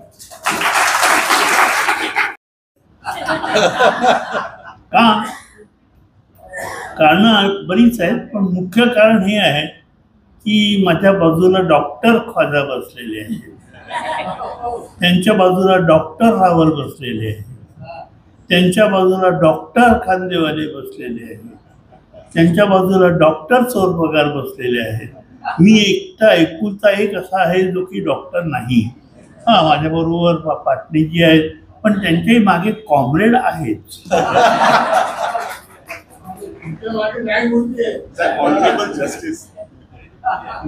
जे काय असेल ते असो, पण आजचा विषय हा एक अतिशय गंभीर विषय आहे. जेव्हा हे दोन शब्द इंट्रोड्यूस झालेत भारतीय घटनेत, तेव्हा इमर्जन्सी होती. सगळ्यांना माहिती आहे इमर्जन्सी काय आहे, काय होती, आणि कसा अधिकारांचा संकोच झाला होता. त्या अगोदर मी एक माझे मित्र पूर्व व्हाईस चान्सलर डॉक्टर शरद निंबाळकरांचेही काही उल्लेख करू इच्छितो. शरद माझा क्लासमेट आहे लॉमधला, आणि आम्ही मित्र आहोत, तरीही एकमेकांचे संबंध चांगले आहेत. असो, हे जेव्हा दोन शब्द घटनेत प्रस्तावनेत आले, प्रिएम्बल म्हणजे काय, ज्याच्यामध्ये ह्या घटनेत काय आहे याचा एक आराखडा दाखवण्यात येतो, प्रिएम्बल. त्या आराखड्याप्रमाणे काय या घटनेपासून तुम्हाला एक्सपेक्टेड आहे, काय अपेक्षा आहेत तुमच्या, आणि हे दाखवण्याचा प्रयत्न की तुमच्या अपेक्षा ज्या आहेत ते हे आम्ही हे देणार आहोत. राईस प्लेट असते ना, राईस प्लेट, तशी ती राईस प्लेट असते. असो, जेव्हा मी विचार करतो एक न्यायाधीश म्हणून, तेव्हा आम्ही शब्दांच्या बाबतीत थोडेसे काटेकोर असतो. धर्मनिरपेक्षता म्हणजे धर्मापासून आलेली अपेक्षा, की धर्माकडून असलेली अपेक्षा, की धर्माकडून असलेली अपेक्षा नाकारणं. निरपेक्षता, माझ्या दृष्टीने धर्मनिरपेक्षता हे करेक्ट ट्रान्सलेशन होणार नाही. त्याच्यापेक्षा सर्व धर्म समभाव हे बरोबर त्याचं भाषांतर होईल. सर्व धर्मांना एकाच प्रकाशात, एकाच चष्म्याने पाहणं, सर्व धर्मांचं किंबहुना न पाहणं. सर्व धर्म समभावामध्ये तुझा धर्म काय आहे, त्याचा धर्म काय आहे, तिचा धर्म काय आहे याचा विचार होत नसतो. आणि तो विचार करायचा नाही असं बंधन असतं हे शासनावरती असते. की तुम्ही काहीही करत असताना अमुक व्यक्तीचा धर्म काय आहे, अमुक व्यक्तीचा धर्म काय आहे, काय त्याच्याप्रमाणे, आणि आपल्याला कोणता धर्म आहे. राजधर्म, राजधर्म म्हणजे राजाचा धर्म नव्हे. राजधर्म म्हणजे सगळ्यांना एका दृष्टीने पाहणे, सगळ्यांना तुझा धर्म काय आहे याचा विचार न करता पाहणं, हा आहे राजधर्म. राजधर्म म्हणजे पहा, एक गंमत आहे. IAS ची लिस्ट येते, 200 तरुण हे IAS झाले, पास झाले. आम्ही सगळ्यात पहिल्यांदा काय पाहतो, अरे यांच्यामध्ये हिंदू किती आहेत, यांच्यामध्ये मुसलमान किती आहेत, यांच्यामध्ये बौद्ध किती आहेत, यांच्यामध्ये पारशी किती आहेत, हे पाहतो. मग कळलं की 100 हिंदू आहेत, त्या हिंदूंमध्ये ब्राह्मण किती आहेत, आणि मी ब्राह्मण आहे, त्या ह्याच्यामध्ये ब्राह्मण किती आहेत. मग ब्राह्मण झाले, मग हे ब्राह्मण कुठले आहेत, पुण्याचे आहेत का नागपूरचे आहेत का रत्नागिरीचे आहेत, हे तपासून पाहायला सुरुवात करतो आपण. आणि ह्याच्यात जर काही झालं तर त्याच्यात मग तो मी देशस्थ ब्राह्मण आहे का कोकणस्थ ब्राह्मण आहे. देशस्थ असले वा वा वा वा चांगली, ही आपली मनोवृत्ती असते. अशी मनोवृत्ती नसणं म्हणजे सर्वधर्म समभाव. जोपर्यंत अशी आपण उदार वृत्ती निर्माण करत नाही तोपर्यंत काही अर्थ नाही आहे. अयम निजः परो वेती, अयम निजः हे माझं आहे, परो वेती हे माझं नाही. अयम निजः परो वेती गणनाम, एक मला श्लोक पूर्ण आठवत नाही आहे, पण शूद्र चेतसक ज्याची मती शूद्र असते तो हा विचार करतो, अयम निजा परोवेती, उदार चरिणानातू. ज्याची बुद्धी विशाल असते, ज्याची वृत्ती विशाल असते, वसुधैव कुटुंबकम. कुटुंब हे माझं कुटुंब, पहिले मी, मग माझी जात, मग माझा प्रांत, मग माझी पोटजात, हे असं हे सगळं नसावं. आणि मुख्य म्हणजे ते सरकारला नसावं, ही अपेक्षा बाबासाहेब आंबेडकरांनी केली. आणि म्हणून की ते घटनेचा मूळ गाभा आहे. आम्ही केशवानंद भारतीमध्ये हे होल्ड केलं की काहीही असेल, तुम्हाला घटनेचा गाभा बदलता येणार नाही. तुमची अमेंडिंग पॉवर, लोकशाही आहे, एकाच पक्षाचे 500 पैकी 400 खासदार निवडून आलेले आहेत, मग त्यांना पाहिजे तसा देश होईल का? नाही. त्याच्यावरती कॉन्स्टिट्यूशनल घटनेचं बंधन आहे. मग काय बंधन आहे? मग बंधन असं आहे की घटनेची जी मूळ चौकट आहे, बेसिक स्ट्रक्चर त्याला म्हणायचं, ती घटनेची मूळ स्ट्रक्चर, त्याला छेद जाईल असे कायदे तुम्हाला करता येणार नाही. आपल्या घटनेचं बॅलन्स ऑफ पॉवर फार सुंदर आहे. म्हणजे लेजिस्लेटिव्ह असेंब्ली किंवा लेजिस्लेटिव्ह काउन्सिल किंवा लेजिस्लेशन, तुम्हाला फक्त कायदे करता येतील, फक्त करता येतील. त्याचा अर्थ काय आहे आणि ते कायदे बरोबर आहेत का हे सांगण्याचा अधिकार न्यायपालिकेला आहे, सुप्रीम कोर्टाला आहे. मग जे कायदे केलेले आहेत आणि जे त्या चौकटीच्या बाहेर आलेले आहेत, ते कायदे एक्झिक्यूट करण्याचा अधिकार मंत्रिमंडळाला आहे.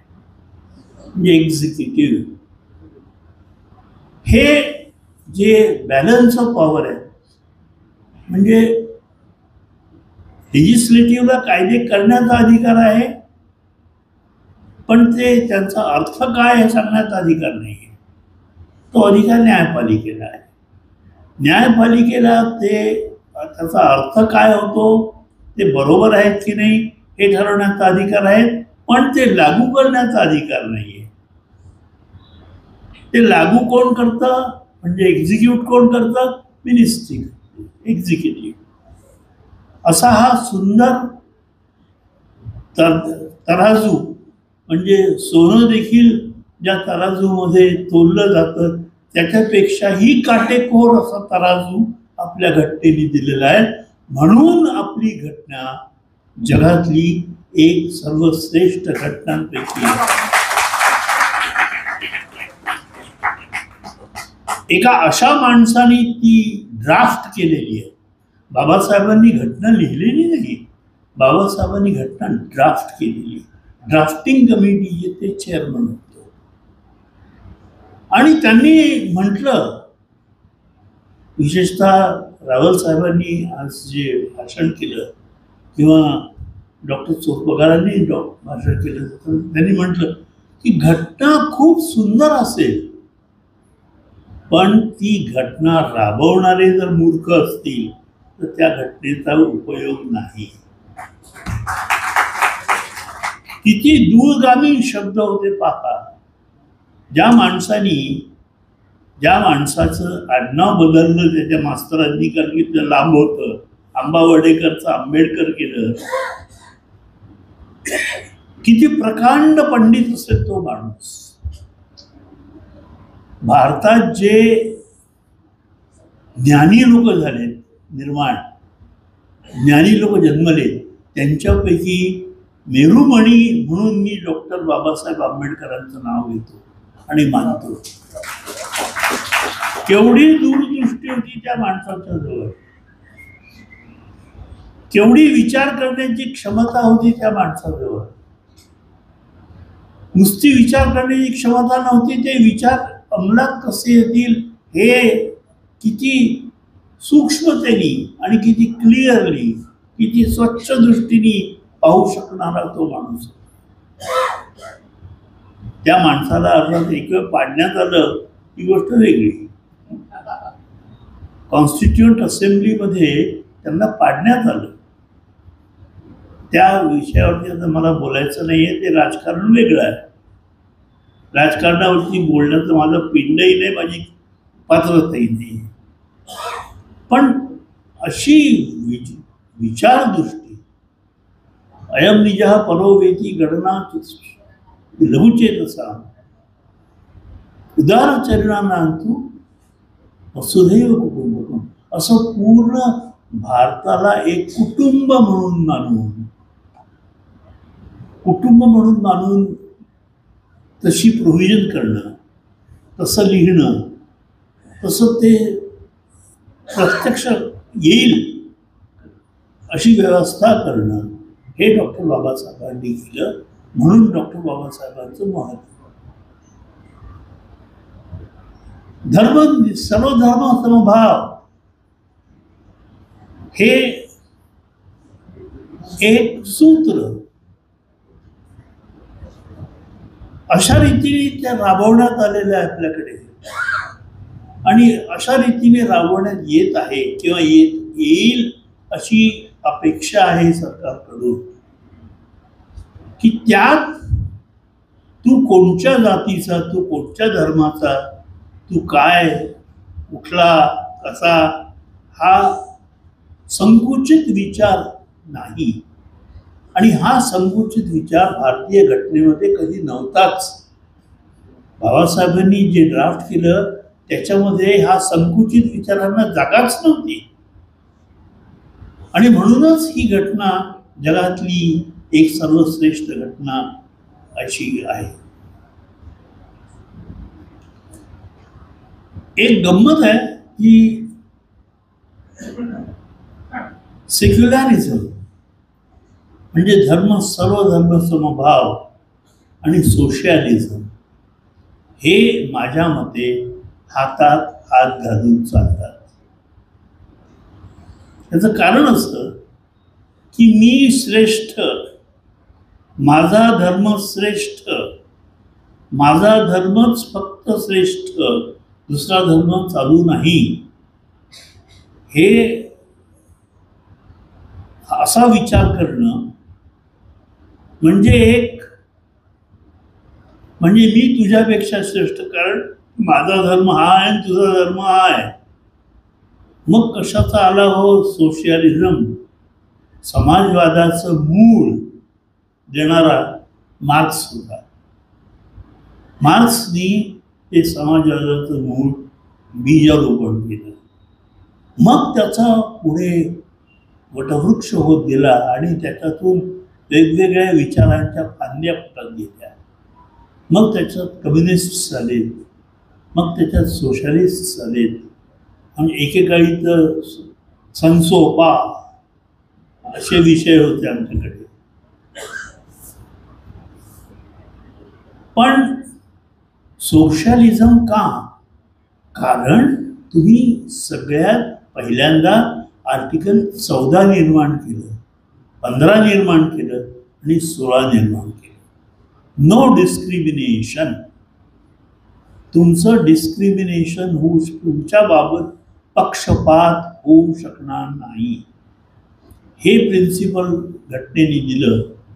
आणि ते घटनेने दिलेलं प्रिन्सिपल हे बरोबर चालावं म्हणून धर्मनिरपेक्षता किंवा सर्व धर्म समभाव हा अमुक धर्माचा आहे म्हणून हा चांगला झाला.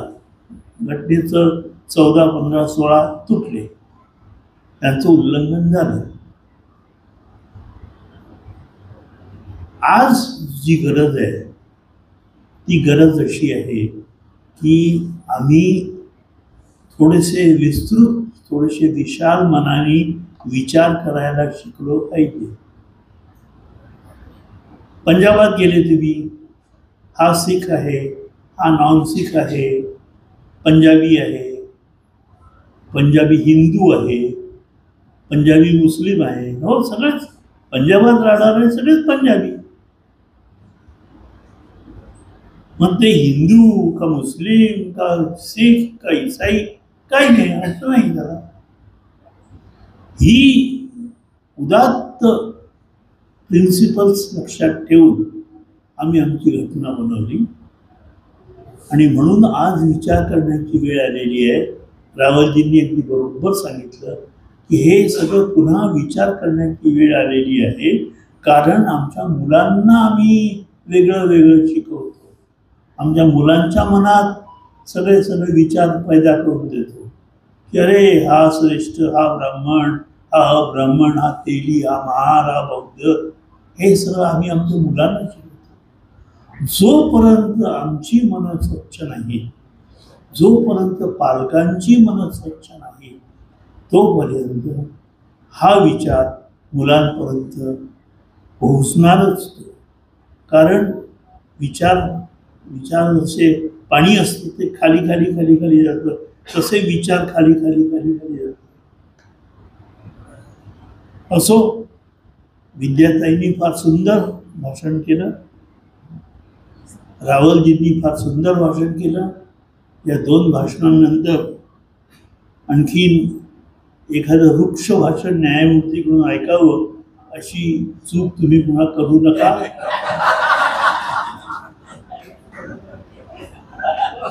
हे तुमच्यावर पाळी येऊ नये म्हणून मी इथेच थांबतो. आपण सर्व बंधू भगिनींनो, या संस्थेचा एक कार्यकर्ता म्हणून मला आज खूप आनंद होतो आहे की आपण इतक्या मोठ्या संख्येने आलात आणि हा विषय, याची चर्चा ऐकण्याचं आपण मान्य केलं. सत्य कधी कधी सांगूही नये, विचारातही घेऊ नये, पण या कार्यक्रमाला कुठेही प्रसिद्धी मिळाली नाही. बरोबर आहे. आजच्या कार्यक्रमामध्ये सुद्धा कुठे नाही. त्यामुळे आपण आमच्यावर विश्वास ठेवला आणि आम्ही आपल्यावर विश्वास ठेवला, म्हणून हा कार्यक्रम इतका मोठा आहे. मला त्याचं काही फारसं वाटलं नाही. संस्थेचा एक कार्यकर्ता म्हणून जरूर वाटलं, पण मग मी मार्क्सचा चेला आहे की डायलेक्टिक्समध्ये हे तर चालणारच. हे नसेल तर मग डायलेक्टिक्स कशाचं? तो एक भाग झाला. आज जेव्हा देशामध्ये असं वातावरण आहे की हे दोन शब्द नको आम्हाला,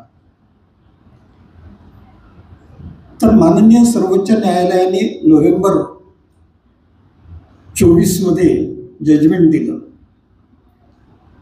आणि ते तत्कालीन, ह्याच्या अगोदरचे जे चीफ जस्टिस ऑफ इंडिया होते संजय खन्ना, त्यांच्या सहीचं जजमेंट आहे.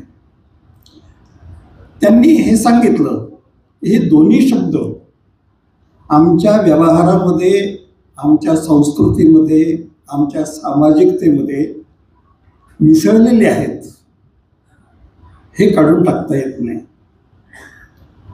आणि दुसरं त्यांनी एक महत्त्वाचं वाक्य लिहिलंय त्याच्यात. त्यांनी असं म्हटलं की 76 साली हे शब्द टाकले गेले संविधानात. आज 44 वर्षांनी त्याला चॅलेंज होत आहे, याच्यामुळे मला जरा दुःख वाटतं.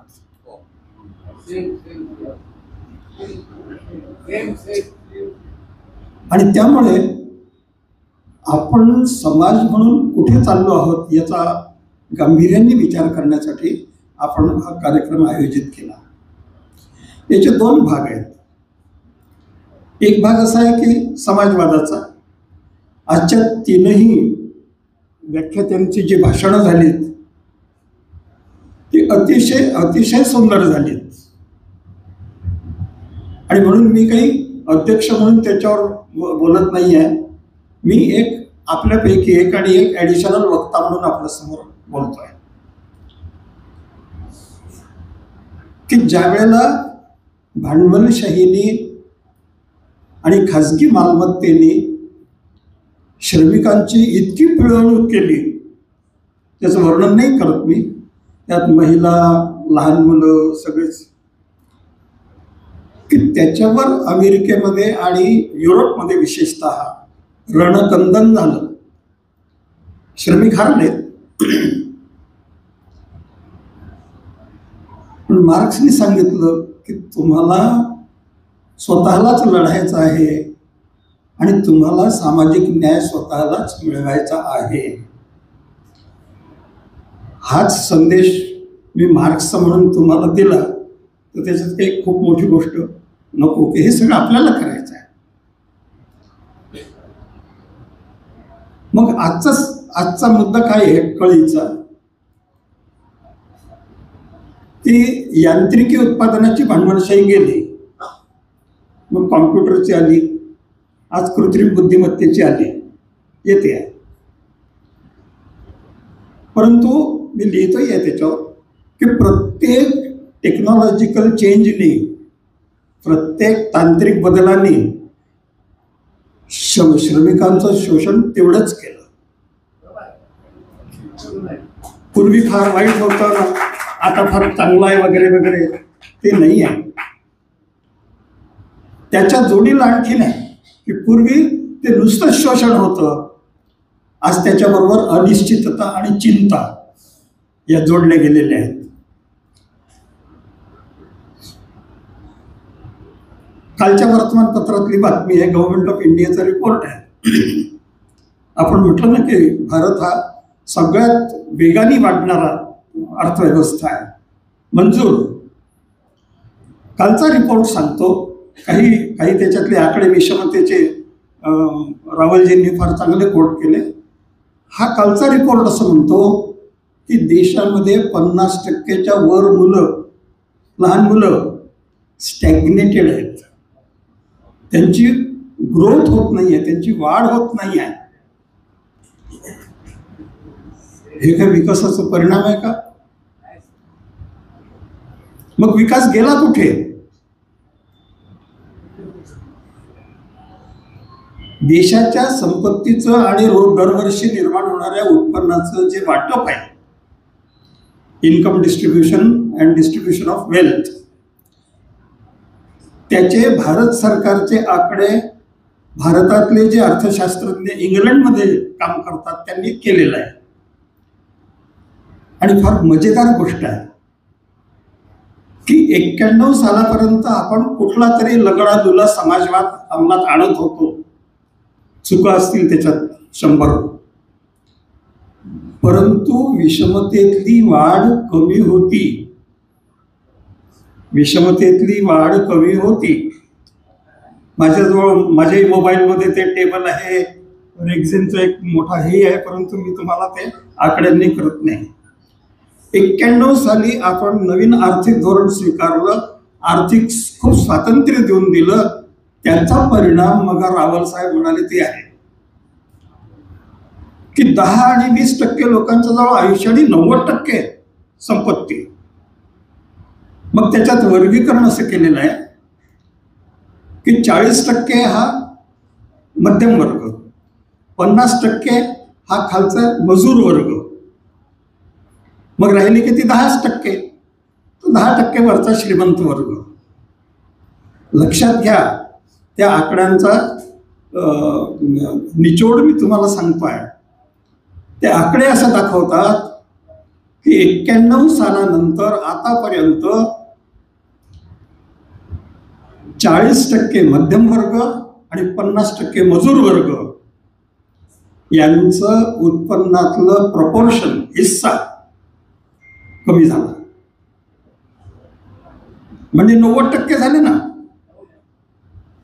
50% मध्यम वर्ग, 50% मजूर वर्ग आणि 40% मध्यम वर्ग, या 90% लोकांचं प्रत्येक 10 वर्षांनी मोजलेलं उत्पन्नातला हिस्सा कमी झालेला आहे.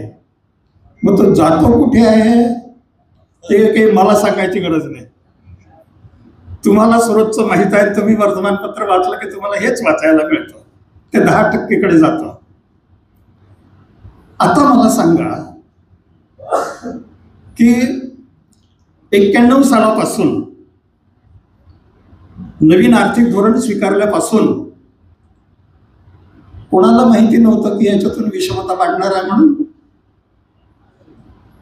प्रत्येक प्रधानमंत्र्याला माहित नव्हतं, प्रत्येक अर्थमंत्र्याला माहित नव्हतं की फ्री इकॉनॉमी ही अशीच वागते. तरी सांगितलं गेलं की तुम्ही सुखी व्हाल, सुखी व्हाल, सुखी व्हाल. आम्ही पण त्यांच्या प्रेमापोटी हो हो हो म्हणून. आणि आज मग आम्ही 80 कोटी लोकांना फुकट धान्य द्यायला लागलो. त्या आमच्या कोणत्या भगिनी आहेत, त्या बहिणी आमच्या लाडक्या आहेत, लाडक्या आहेत. आज आजचा आकडा आहे सकाळचा, 46 लाख भगिनी या बोगस आहेत, आजचा अपात्र आहेत. आणि नुसते अपात्र नाही, पुरुषांनी सुद्धा भगिनी म्हणून घेतलेली आहे. हे काय आहे? हे आर्थिक धोरण आहे? या धोरणामागे काही व्यवस्थित प्लॅन आहे लोकांचा? आणि मग आपण संविधानाकडे येतो, त्या 2 शब्दांकडे. तर युरोपमध्ये जेव्हा मार्क्स लिहित होते त्यावेळेला मजुरांचं शोषण व्यापारी वर्ग करत होता, कारखानदार करत होता, राजे रजवाडे करत होते आणि धार्मिक संस्था सुद्धा करत होत्या, है ना? आणि त्याच्यातून हे आलं किंवा आम्हाला त्या धर्माशी काही कर्तव्य नाही, तो धर्म आपल्या जागी राहू द्या, आम्हाला हे रोजचं पाहायचं आहे. म्हणून ते सेक्युलरिझम आलं. आम्हाला आमचे भौतिक प्रश्न सोडवायचे आहेत, तो धर्म अध्यात्म सांगतो, ठीक आहे. आणि म्हणून मग आज आम्ही त्या धर्माच्या रूपाने एकमेकांमध्ये मतभिन्नता आणणे हे नैतिक आहे का? तुम्ही कायदा कराल, तुम्ही संघटना कराल, तुम्ही हे कराल, ते नैतिक आहे का हा प्रश्न येतो. आणि नैतिक जर नसेल तर संविधानामध्ये माझ्या दृष्टीने पाहाल तर दोन्ही विषय, समाजवाद आणि धर्मनिरपेक्षता, 4च शब्दामध्ये, पहिल्या 4 शब्दात प्रिॲम्बलच्या,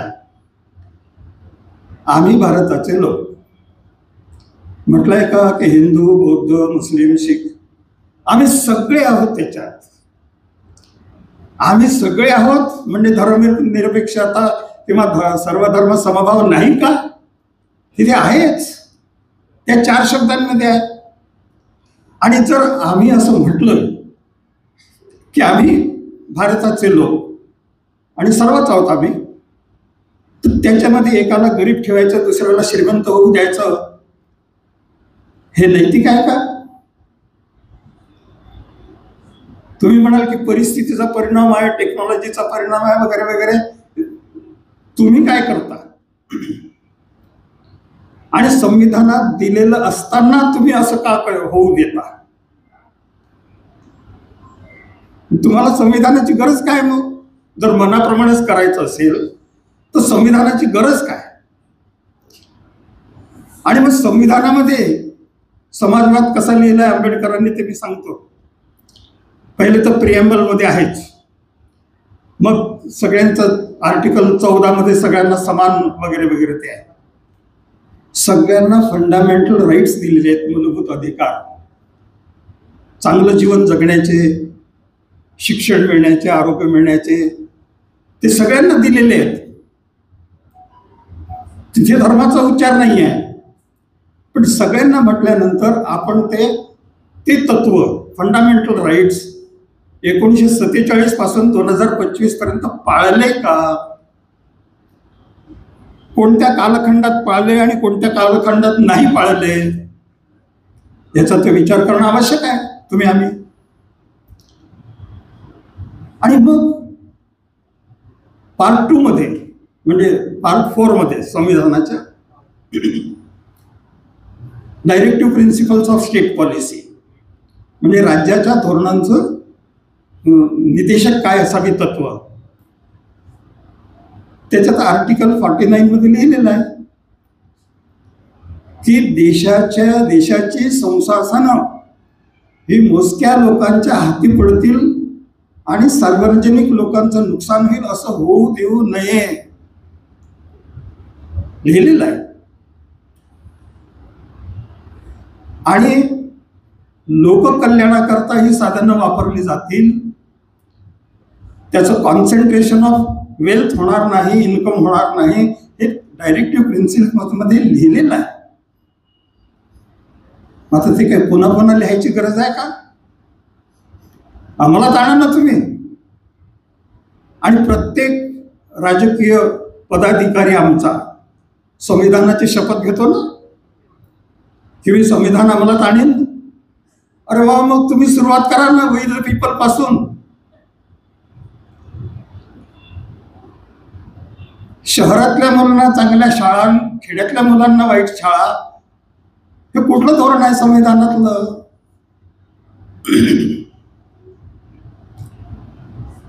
आणि मग ती मुलं जी अन्न मिळत नाही म्हणून, पोषक अन्न मिळत नाही म्हणून, आरोग्याच्या सोयी मिळत नाहीत म्हणून, चांगल्या शाळा मिळत नाही म्हणून जी मागे राहतात ती परमनंटली मागे राहतात. कारण आयुष्यात शिकण्याचं वय गेलं, आयुष्यामधलं शिकण्याचं वय गेलं म्हणजे सगळं गेलं. हे आम्हाला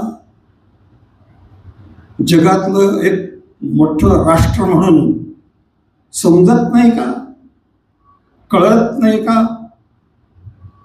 आणि समजतही असेल आणि कळतही असेल तर मग सगळ्यात महत्वाचा प्रश्न येतो, हे वळत का नाही? कळताय तुम्हाला, समजताय तुम्हाला, पण केले जात नाही. आणि केले जात नसेल तर मग संविधानाची शपथ कशाला घेता? लोक आपापलं पाहून घेतील जे काय ते. पण जेव्हा आपण संविधानाची शपथ घेऊन सांगतो त्यावेळेला आंबेडकरांनी प्रिएम्बलमध्ये, फंडामेंटल राईट्समध्ये आणि डायरेक्टिव्ह प्रिन्सिपल्समध्ये सोशलिझम टाकलेलं आहे. त्याला तुम्ही सोशलिझम म्हणा की नका म्हणू, ते 49 सालापासून आहे, आजचं नाही आहे. आणि म्हणून मग चीफ जस्टिस जे म्हणाले किंवा तुम्ही 76चे शब्द आज काढा म्हणता 44 वर्षानंतर, याला काय कारण आहे? म्हणजे एक तर तुम्ही इम्प्लिमेंटच केलं नाही आणि आता म्हणता ते काढून टाकतो. याचा विचार तुम्हाला ना आपल्याला करायचा आहे. आता मी धर्मनिरपेक्षतेबद्दल बोलतो.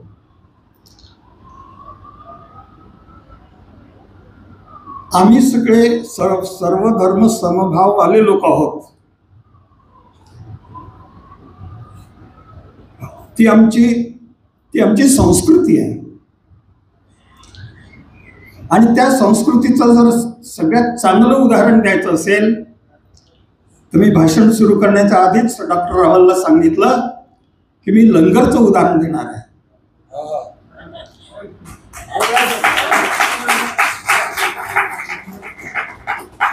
देणारा आपलं नाव सांगत नाही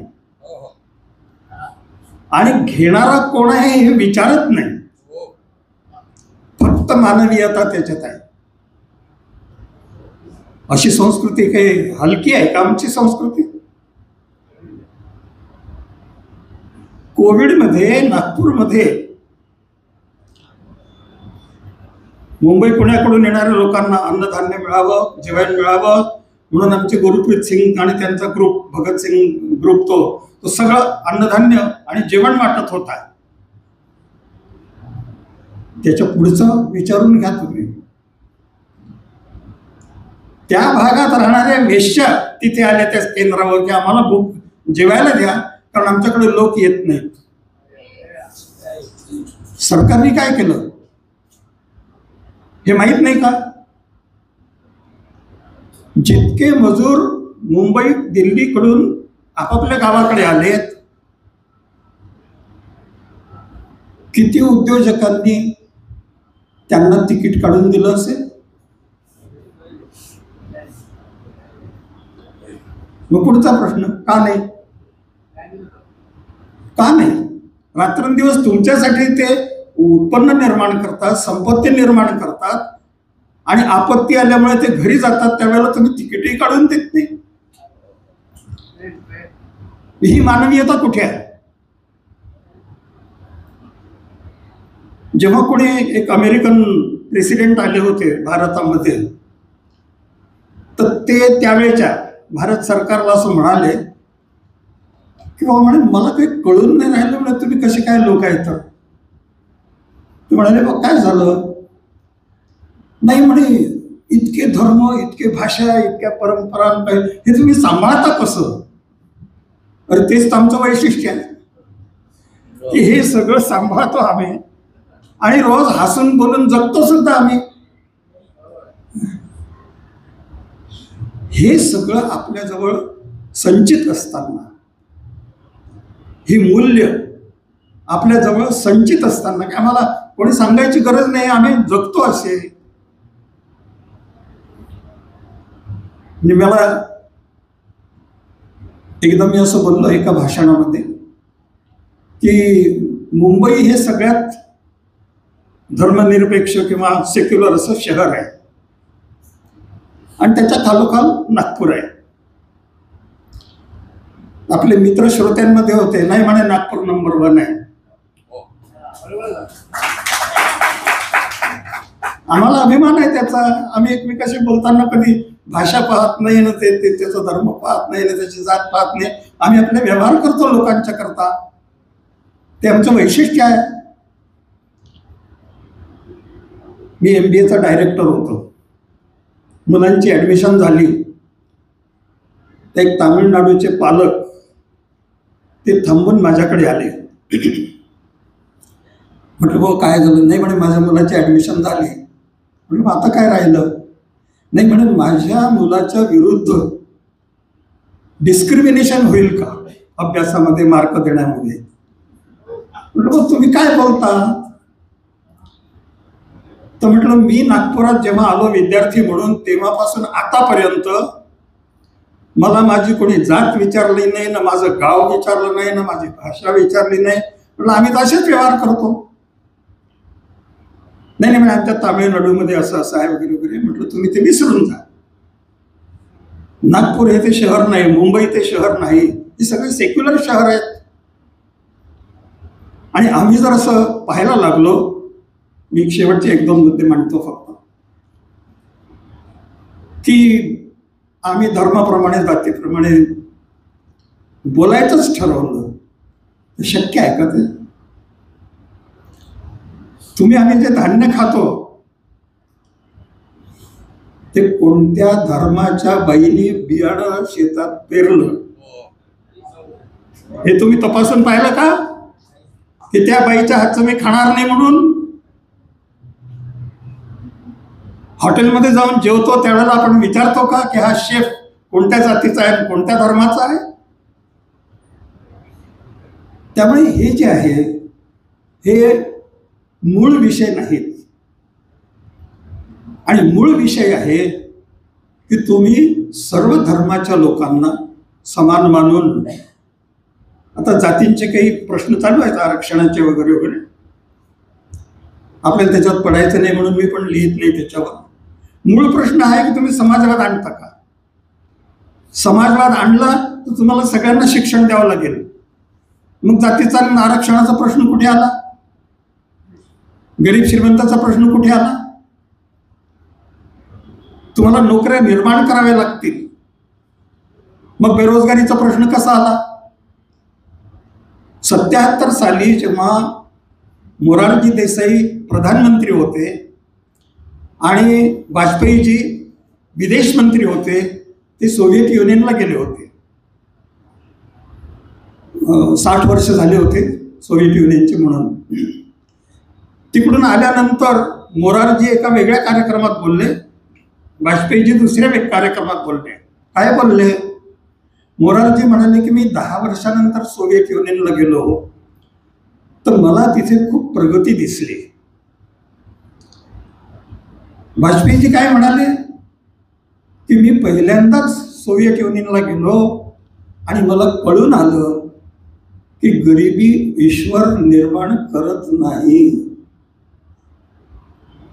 गरिबी ईश्वर निर्माण करत नाही, मग कोण करतो? तुम्ही आम्हीच, राज्य व्यवस्था. आणि म्हणून मग प्रश्न येतो की तुमची राज्य व्यवस्था कशी आहे, कशावर आधारित आहे?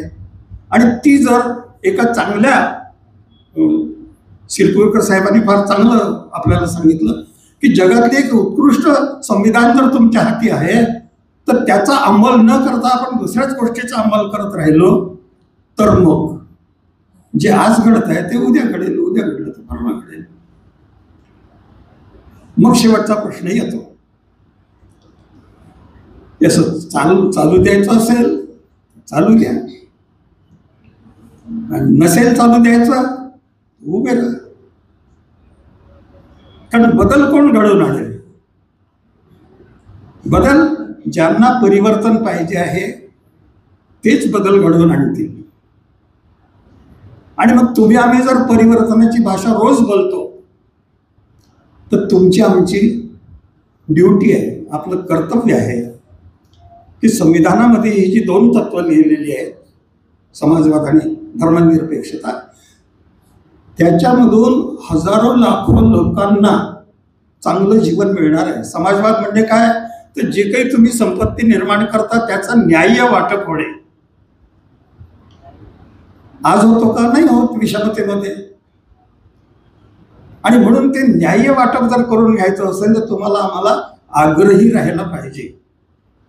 म्हणून लोकशाहीमध्ये आग्रही भाषा असणं आणि त्या आग्रही भाषेसाठी आग्रही संघटन असणं हे आपल्या सगळ्यांच्या करता आवश्यक आहे. आणि म्हणून हा जेव्हा विषय देशामध्ये चर्चेला आला, त्याच्यावर चर्चा व्हायला लागली, तेव्हा आम्ही बसलो किंवा आपण सगळ्यांच्या समोर ह्या विषयाची चर्चा करू आणि समाजवाद का आवश्यक आहे. शिक्षणाचं सांगतो की शाळा बंद पडून राहिले ते सगळ्यांना माहीत आहे. नागपूरचे एक प्राचार्य ज्युनियर कॉलेजचे सोव्हिएत युनियनला गेले होते. ते तिकडून आल्यानंतर त्यांचं भाषण झालं. तर ते म्हणाले की मी तिथल्या लोकांना सांगितलं मी शाळेचा प्राचार्य आहे, मला फक्त शाळा दाखवा. तर त्या शाळेच्या लायब्ररीज, त्या शाळेची व्यवस्था, त्या शाळेची खेळण्याची व्यवस्था, मुलांचं आरोग्य, हे सगळं पाहिल्यानंतर मी त्यांना असं म्हटलं की तुम्ही याच्यावर किती खर्च करता? त्याचं उत्तर जे त्यांनी दिलं तो म्हणजे समाजवाद. त्यांनी म्हटलं की आम्हाला हे मिळालं नसेल, आम्हाला हे मिळालं नसेल पूर्वी, पण आमच्या मुलाबाळांना हे सगळं मिळायला पाहिजे. आणि म्हणून मग आमची जी मुलं बाळ आहेत खेड्यापाड्यामध्ये आहेत त्या सगळ्यांना चांगल्या शाळा, चांगलं आरोग्य, चांगली घरं मिळावीत की नाही मिळावीत? आणि मिळायची असतील तर समाजवादाशिवाय पर्याय नाही, धर्मनिरपेक्षतेच्या पेक्षा वेगळा पर्याय नाही. कारण ते दोन्ही शब्द आपल्या संविधानाच्या पहिल्या 3 शब्दामध्ये आहेत, आम्ही सर्व लोक. पुन्हा एकदा धन्यवाद. मैं आप तमाम से ये उम्मीद रखता हूँ कि अगर इनकलाब आएगा तो आपकी आवाज़ उठाने से, इनकलाब नहीं आएगा तो आपके खामोश रहने से. मैं यहाँ आए हर व्यक्ति से ये उम्मीद करता हूँ कि वो अपने घर जाके अपने दोस्तों को आज का पैगाम बताएं कि हमें क्या करना है, क्योंकि हम ही इस देश के वासी हैं, हमारी आने वाली नस्लें भी इस देश की वासी रहेंगी, वो इसी आईन के जरिए जिंदा रहेंगी या जिंदा नहीं रहेंगी. तो आज आपको फैसला करना है. अध्यक्षीय भाषण का खुलासा ही यही. अब हमारी सभा खत्म होने की तरफ आ रही है. मैं श्री नरेश अरसुडे से निवेदन करता हूं कि वो पधारे और आज की सभा में पधारे तमाम लोग, वक्ता तमाम लोगों का धन्यवाद Mane.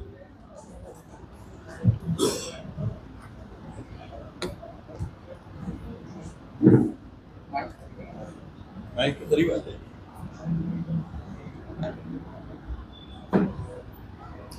Ruikar institute of social cultural studies Nagpur द्वारा आयोजित या चर्चासत्राला प्रमुख अतिथी म्हणून लाभलेले सर्वोच्च न्यायालयाचे निवृत्त न्यायमूर्ती माननीय विकास सिरपुरकर सर, प्रसिद्ध विचारवंत व सामाजिक कार्यकर्ते डॉक्टर तेजिंदर सिंग रावल, डॉक्टर बाबासाहेब आंबेडकर महाविद्यालय राज्यशास्त्र विभागाच्या प्रमुख प्राध्यापक डॉक्टर विद्या चौरपगार मॅडम, आमचे ज्येष्ठ विमा कामगार नेते कॉम्रेड आर्यन पाटणे, या चर्चासत्राचे अध्यक्ष डॉक्टर श्रीनिवास खांदेवाले व उपस्थित सर्व बंधू भगिनींनो,